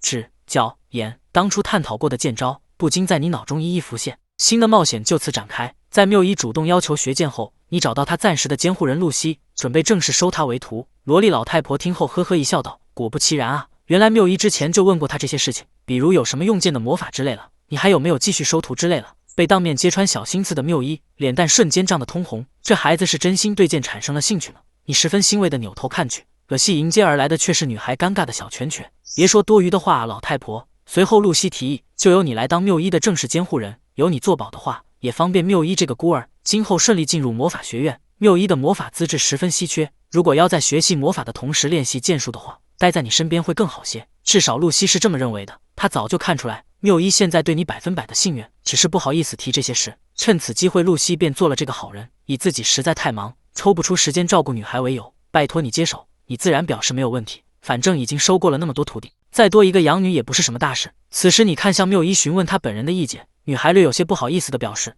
只要有地方住，自己哪都无所谓的了。正式确定此事后，你不禁想起自己现在还住在旅馆的单间呢，今后恐怕会很不方便，我睡地板就好了。缪一苦惯了没当回事，你却摸摸他的脑袋表示，这怎么行嘛，穷养儿富养女的道理你还是懂的。刚想着要不多租一间房的时候，露西突然灵机一动想起了什么，随后你便回去收拾了行李，来到了郊区一处独院面前。此时缪一跟露西家的女仆早已经等在了屋门口，女仆笑着表示，这里就是你们的新家了。而这间不大不小的独栋别墅，原本是露西用来藏书的屋子，如今早已经弃用，正好可以借给你居住。露西大方表示，就当是你解决了大私教事件的奖赏吧。虽说是弃用了，但屋子里还留有不少魔法典籍，只不过你对此一窍不通。随后你们便开始收拾屋子，搬重物的时候，受伤的胳膊还是会时不时的感到阵痛，这也是用魔法迅速治愈的副作用。刚准备休息一下，屋外便传来了熟悉的问候声。副团长跟可露妮菲塞尔3人得到你搬家的消息，主动过来帮忙，怕你担心，两位爱徒还摆出胜利的姿势，表示之前的伤已经完全康复了。随后没多久，屋外突然传来阵阵杀意，神速团长阿留西跟双龙剑斯内娜几乎同时驾到，无对谱的二人互相开嘲，气氛顿时剑拔弩张，吓得前去开门的缪一直哆嗦。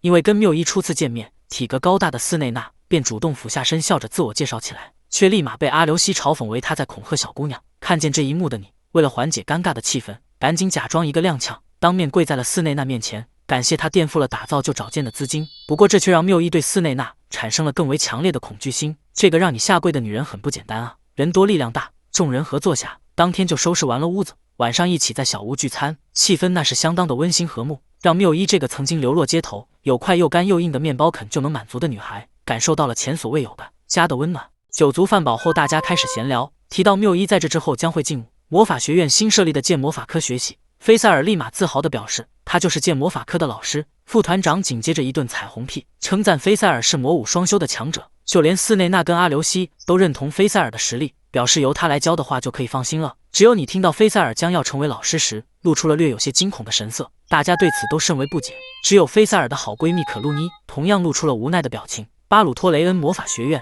是王国唯一一座，也是最高等级的魔法学校，有资质的青年才俊们会在这里成长为王国魔法师团的栋梁。此时的学院内，露西对着一位白胡子老头叮嘱道：“这里就暂时交给你了。还有剑魔法科也有劳多费心。”老者虽然满脸的不情不愿，但表示既然是高层的决定，他也不会反对。只不过这次您到底又在谋划些什么呢？听到老者的反问，露西不语，只是呵呵一笑，而老者则紧盯着手上的资料，喃喃自语起了你的名字：贝利鲁·卡迪南多。上任这才第一天，新来的老师就暴打学员，甚至白发苍苍的教导主任都看不下去，主动出面要替学生们讨回公道。这到底是人性的扭曲，还是道德的沦丧？巴鲁托雷恩魔法学院既是无数少男少女们梦开始的地方，也同样是他们梦想的终结之地。与生俱来的天赋差距，让那些资质稍差的学生们不得不认清现实。开学第一天，你带着缪伊来到学校，仰望着魔法学院那一幢幢宏伟的高楼，你竟然比缪伊都显得紧张。操心老父亲般替缪伊整理了下乱掉的领子后，菲塞尔和一位老者主动出门迎接。这位白胡子老者便是学院的教务主任法乌斯蒂斯。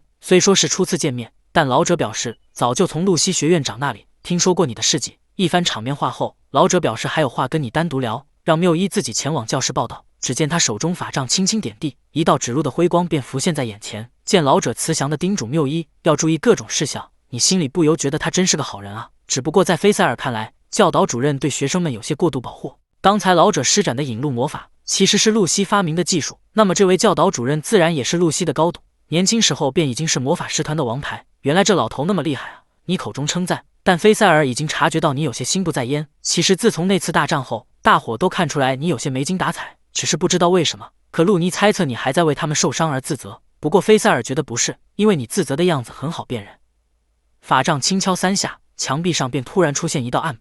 原来主任需要跟你商量的事情，就是如何协助菲塞尔进行剑魔法的授课。在来学院之前，露西就找过你，因为菲塞尔是那种努力的天才，不断重复再重复后，那些复杂难懂的技术自然而然就刻进了身体里，所以他其实并不擅长教人。不仅你早就看出了这一点，露西也同样不放心，所以希望你能协助菲塞尔进行教学。虽说心里有些不服气，但在你面前，心高气傲的小姑娘也只能低头。只是见上面还好说，对于魔法你可是一窍不通。听到你的担忧，露西表示这就交给教导主任老爷子，他是位比自己更擅长魔法教学的优秀人才，但同时也是相当讨厌剑魔法的人呢。一向情绪稳定的菲塞尔突然咬牙切齿地补充道，老爷子是那种魔法原教主义的人，在他看来，既然已经拥有了魔法这种强大的力量，那再借助剑或枪这种原始工具的话，根本就是耻辱。虽说迫于压力还是设立了剑魔法科，但偏见却并没有改变。原来如此啊！你听后不但没有愤愤不平，反而对老头有些感同身受。作为剑士，绝对不小失败。其实菲塞尔也说过类似的话呢，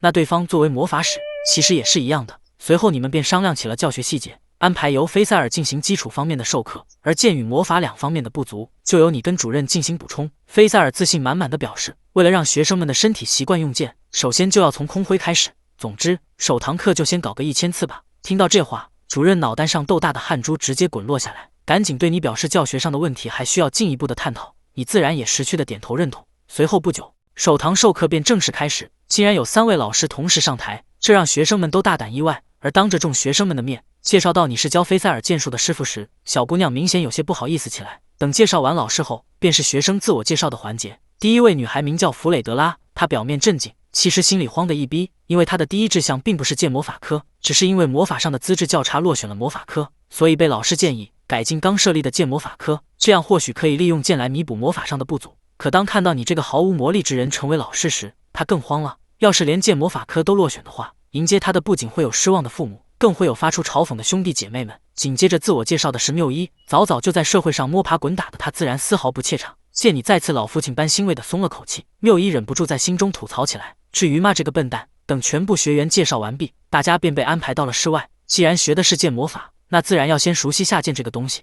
菲塞尔身先士卒展示绝技，只见他拔出的剑身上魔法的辉光若隐若现，紧接着便是一招踏步上撩剑式，剑魔法发出的凌厉气刃直接把数十米开外的目标斩成了2截。哇塞，那么远都！听到学员们发出的赞叹，你也顿感脸上有光，闭上眼睛从容地享受着这一刻。而此时这个魔法制成的人形马，在菲塞尔的控制下，竟然瞬间恢复如初。这学生们都习以为常的事情，在你看来却异常惊人，怎么砍都不会坏的靶子，好想要啊！你心中不禁这么想的。随后学员便各自进行实操，而从没有剑术经验的人，甚至连举起剑都觉得吃力，更别提砍断靶子了。只有个别骑士世家的子弟能在靶上留下剑痕。那些家伙在干什么？突然，一群高年级的魔法科学生路过，开始议论起剑魔法来。在一般的魔法使看来，剑魔法是只有菲塞尔这种天才才能发挥威力的技术，与其既练剑又练魔法，还不如把精力全部投入到魔法中来的实在。但对资质不足的弗雷德拉来说，他现在只有剑魔法这一条路了。见他使出吃奶的力气，试图举起剑身，你便从背后帮了他一把，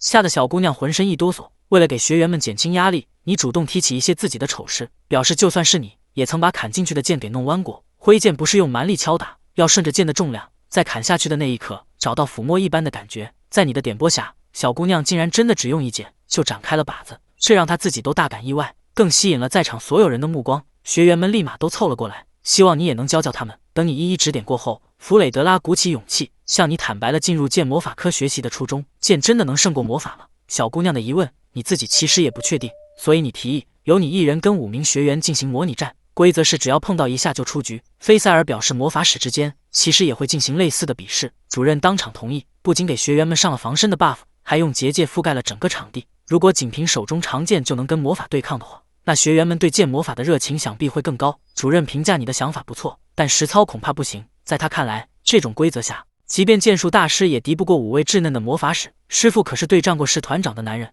菲塞尔的目光没有一丝的怀疑。随后比试正式开始，学员们选择齐射最基础的魔力弹。这种法术虽然威力不强，但速度出众。可惜你早就预判了攻击轨迹，根本打不中一打。在弗雷德拉眼里，你就像一头直冲而来的凶猛野兽，吓得他转过头去撒嘴就口。而你想要耗尽对方魔力的策略，一旁的主任也猜到了。在这个世界中，魔力极为稀有，但也强大至极。就算是新手魔法使，面对武术达人也能做到单方面的蹂躏，所以才会用举国之力进行魔法研究。可眼前的光景却反过来了，魔法即将败给剑。危急关头，一道地不然熊熊燃起，成功将你和弗雷德拉分隔开来。踏进去也算被击中的吧？缪伊对你下手可是一点都不留情，你则自信微笑，表示这是当然了。虽然甭时被地面跟空中夹击，但你仍然游刃有余。那是剑魔法科的临时讲师吧？真的不会魔法只是个剑士也。不一会儿，围观的学生就越来越多，当着大家的面，以耗到学员魔力枯竭才主动攻击，既证明了剑的强大，也给对手留了脸面。等把剩余学员一一制服后，你让菲塞尔解释剑魔法的优点，那就是远近全能，魔力消耗较少，但威力丝毫不弱，而且即便魔力耗尽，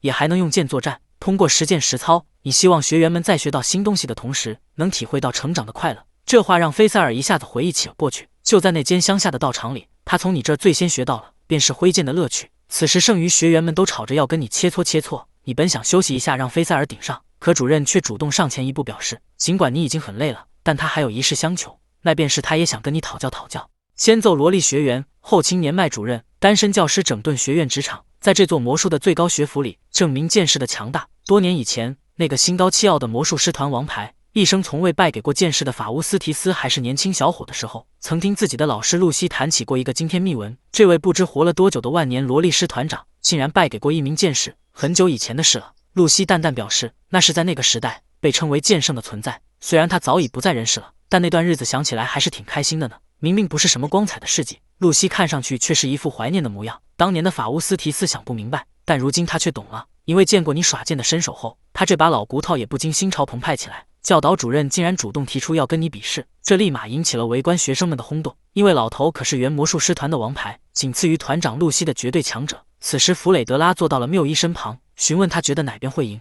虽然深知你的厉害，但缪伊也不敢打包票，因为他能感觉到那位老爷子身上散发着异常强大的魔力。在法乌斯提斯的教学生涯中，曾有位同僚好友异想天开的要把剑跟魔术结合起来，用剑来弥补魔力的不足。法乌斯提斯原本也认为是个不错的想法，他甚至鼓励好友朝这个方向努力。但这之后的某次意外彻底改变了他。练剑这种东西只会让魔术使成为半吊子。好友的死亡让法乌斯提斯从此禁止学生们练剑魔术。到底哪边才是正确的路吗？菲塞尔在剑魔术上的成功，是因为他本身的特殊，还是说如果你来教的话，就能拯救当年那位同僚好友呢？老爷子想从今天的比试中找到答案。拔剑吧，但是木剑就算了，不带着杀意可不行。老爷子目光犀利如炬，那就请赐教吧。一拔剑刚摆好架势，老爷子就动手了。法杖点地的瞬间，原本石砖铺平的地面就像波浪一样高低起伏起来。在这比地震更为强烈的晃动下，光是站稳就很吃力了。你刚降低重心，微微蹲下身去，就发觉哪里不对劲，立马后撤躲闪的瞬间，一条巨大的手臂便破土而出。看到土之巨人拔地而起，你不由得想起当初露西介绍法乌斯提斯时说过的话，这位老爷子可是念动术的大行家，其水准甚至不在露西之下。只见地面上的石砖一块块剥落，在老爷子的操控下宛如一条灵蛇。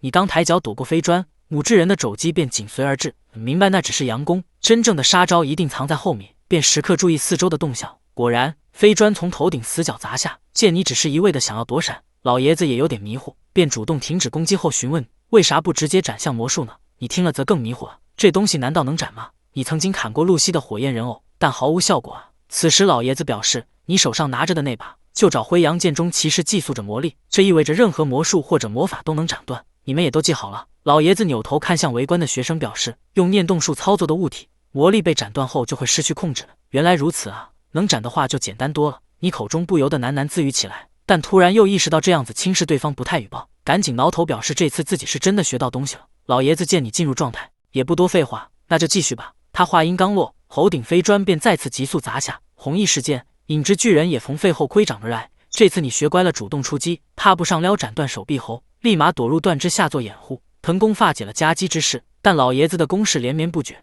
只见四道损墙猛地拔地而起，将你困入闪无可闪的绝境。眼瞅着巨人的铁拳即将砸下，六一二人都为你捏了把冷汗。千钧一发之际，道寒芒一闪而过，已经先一步展开了数尺厚的土桥，躲开了这本该连墙带人砸个稀烂的攻击，宛若就找破空的凌厉剑士，所到之处势如破竹，带着神挡杀神佛挡杀佛的气势，你径直冲向老爷子。而主任也是身经百战，他果断抛弃法杖，双手一合一开，有趣空间的秘术便瞬间施展出来。这是团长露西的拿手绝技。原来师傅他说的没错嘛，在跟你的剑相互角力中，老爷子也享受到了久违的乐趣。剑刃和秘术相碰的瞬间，升腾的气浪与魔法黑光便填满了整个结界。下一秒，老爷子抓起浮空法杖猛地一挥，拨开面前的雾气之后，却只见巨坑，不见你的踪影。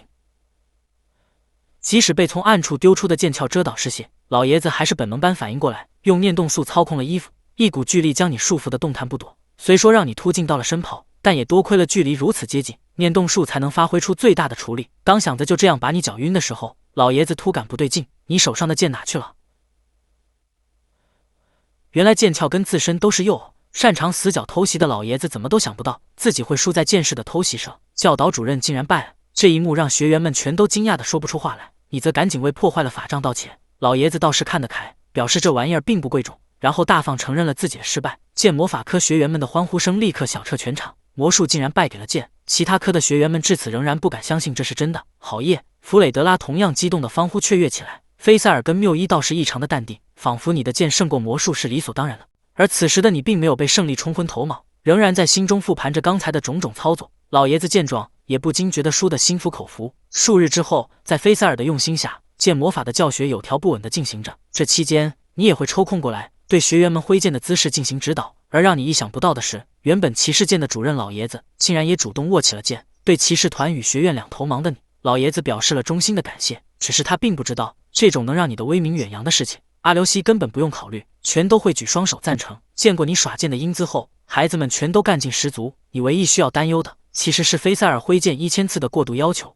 虽然在他看来，这只是个小目标罢了，即便是挥剑这种枯燥的练习，学员们也能乐在其中。老爷子见状不由得感慨起来，或许当年好友的失败，真的只是缺了你这个好老师，而不是剑魔法这条路不通。随后，主任老爷子带你进入了学院的另一间密室，这隐藏在厕所地下的巨大空间，让你大为震撼。原来这里就是学院研究各种自然界的魔法，让其能转变成人类可以使用的魔术的地方。同时，这里也负责管理那些危险的魔法生物以及被封印的诅咒之物。研究所是王国最重要的机密之地，走漏风声之人将被处以极刑。老爷子的话让你浑身一哆嗦，进这儿来真的没问题吗？此时老头让你放100个心，因为相关人员会被施加封口之术。一层又一层后，你们来到了一个空旷的大厅座。老爷子表示，这里原来是地下的训练场，不是牢房吗？怎么又成了训练场？你还在诧异的时候，老爷子指了指大厅中央一团黑雾，说道：“就是那个了，特别讨伐指定个体伊格安布罗西亚，即神话中众神之甘露的别称。”感应到你们的到来，黑雾突然猛地升腾旋转起来。老爷子表示，只要有人靠近，这玩意儿就会活性化，但不用担心，因为已经被露西封印了。魔法师团现在会拿这玩意儿当靶训练，因为这团黑色的能幻化成生物攻击敌人，并且会根据敌人的强大程度变成不同的形态迎敌。老爷子带你来此的目，就是想看看这玩意儿会变成哪种生物。对了，我也同样很好奇呢。菲塞尔一听便来了劲，被赶鸭子上架，你不出手也不行了。刚拔出剑来，黑雾就有了感应，但让老爷子意外的是，从黑雾中缓缓出来，既不是深渊巨兽，也不是展翅恶龙，竟然只是一个人类模样的影子，一位手持利刃的剑士。究竟怎么样的强敌，才能让拥有无敌预判的乡里别剑圣眼中悬视自己中箭而亡的未来？当代剑圣 vs 影之剑士，到底谁才会是最后赢家呢？特别讨伐指定个体伊格安布罗西亚是一种会根据对手的实力变形成更高一阶存在的魔法生物。在魔法学院的记录中，他曾变身成传说中的巨龙迎战人类的强者。可当面对你这个乡里别剑圣时，从混沌黑雾中走出来的却只是一个人类模样，手持利刃的影之剑士。这种状况还是第一次见。菲塞尔起初并没当回事，可当引剑的手腕一抬，缓缓摆出攻击姿态的瞬间，那股异常凌厉的杀气让老爷子跟菲塞尔顿觉不妙，立马用念话通告学院全体教职员进入一级戒备状态。地底研究所内的全都往牢房集结，地面上的则对地下入口进行封阻。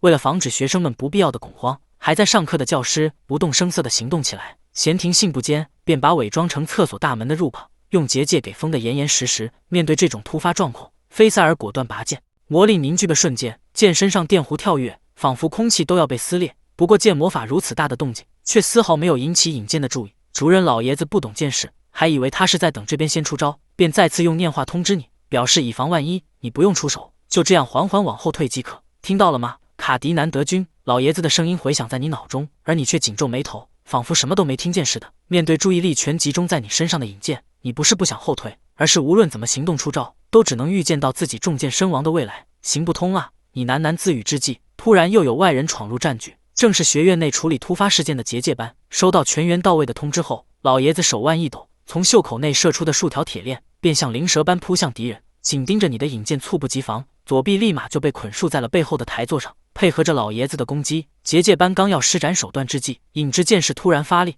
只见他出人意料的主动后跳，松开紧绷束缚的同时，手中利刃更是巧妙地撩起全部链条，然后用一招朴实无华的双手下劈，将坚硬的铁链一刀两断。虽说慢了半拍，但此时结界班的攻击也发动成功，从地脉中抽出的点点水花，瞬间就膨胀成了一个巨大的牢笼，翻滚的激流将引剑全身包裹了起来。但这集数人合力发动的大范围水牢魔法，却仍然困不住对手。引剑仅凭蛮力，猛砍2下就破局成功，不仅有着异常的挥剑速，剑技也几乎完美，这也太厉害了！菲塞尔发出感叹的同时，手上也没闲着，他高举的剑身上魔力不断汇集，仿佛一团烈焰在空气中燃烧。此等力量终于引起了引剑的注目，调转矛头，左右虚晃着冲向小姑娘。斩击由我来挡，不用顾虑继续施展封印。你一边告知全员，一边展开行动。可惜从敌人侧身位挥出的踏步横斩，还是被俯身闪了开去。眼神对视的瞬间，那漆黑的双眸仿佛在对你发出嘲讽。下一秒，拱剑反手挥出猛击。虽然你也预料到了这招，但还是低估了对方的蛮力。持剑的双手青筋暴起，却仍然无法卸去全部力道。还好你们这次不是单挑，关键时刻老爷子的锁链再次发威，而你刚才的格挡姿态其实也暗藏后手，就像被压到极限的弹簧一般，爆发出了惊人的剑速。这招主攻下盘，终于成功斩断了引剑一统。失去平衡的引剑，这下被锁链牢牢束缚在了台座上，动弹不得。搞群殴是吧？虽说没有嘴巴说不了话，但引剑的样子仿佛在怒斥一般。身后黑鹰猛地翻腾膨胀，数个同样的引剑眼看着就要从中爬出。千钧一发之际，空间结界重新布置完成，被关入其内的伊格安布罗西亚短时间内无法突破这道屏障。此时老爷子扭头示意，菲塞尔自然心领神会。蓄力完毕的他就等着送上致命一击。倒数3秒结束的瞬间，结剑咔嚓一声破碎解除，满功率的剑魔法同时斩下，凝聚剑身的澎湃魔力，在此刻化作咆哮的巨龙轰向敌人。顿时气浪滔天，仿佛狂风龙卷，将全部黑影一扫而空，露出了里面真正的核心。嗖的一射，一道更小的空间结界立马将其包裹起来。人后第二即三，直到第4层结界布置完后，伊格安布罗西亚的本体才算又一次被完全封印。此时法师们全都松了口气，只有你不懂魔法，仍然一个箭步冲到菲塞尔面前，保持着高度戒备状态。已经没问题了。菲塞尔对你表示，被4重封印的本体宝石已经没有空间诞生新影子了。太好了！紧绷的神经一旦松懈下来，刚才被砍中的腹部就觉得格外的疼，还好并未伤及内脏。菲塞尔赶紧带你前去治疗。此事过后，伊格安布罗西亚便被彻底隔离，禁止任何人接触。以称赞菲塞尔终结技威力之大的同时，也不禁感慨那个影之剑士的强大。他到底是谁呢？就连活了那么久的露西都表示从未见过。而相比此事，让露西更惊讶的其实是，主任老爷子对你的信任，竟然刚刚相识就把你带去了王国机密的研究所。话虽如此，但保险还是要上的。菲塞尔眉头紧皱，一顿操作，终于搞定了封口之术。在你脖子上的这道封印，可以防止不小心说出研究所的消息。第一次施展此术的菲塞尔对最终结果十分满意。贝利鲁师傅，谢谢您能来帮我。看着你微笑自谦的模样，菲塞尔不禁想起了小时候在乡下道场学剑时的日子。那时的他不善交流，只会闷头苦练，即使是好友可露妮都没发觉。小菲塞尔的手掌其实早已磨得满是伤口，只有你不请自来，还给他做了包扎，为什么会知道呢？小菲塞尔好奇地问道。那是当然的了，毕竟我可是师傅嘛。与此同时，邻国的某座大教堂内，一位身背巨剑的壮汉与身材婀娜的美女正在接受任务。这位男子便是现任教会骑士团的团长。今年在雷贝里斯王国举行的交友季，他们教会骑士团被委以了护卫的重任，这是需要跟雷贝利欧骑士团共同协作的任务。男子表示，此等大事，人不在多而在精，只需要少数信得过的精锐即可。话说起来，你以前是住在雷贝里斯王国的吧？团长说着看向一旁美女副官，呵呵一笑的表示，没错，我曾经在雷贝里斯的某个乡下学习过剑术呢。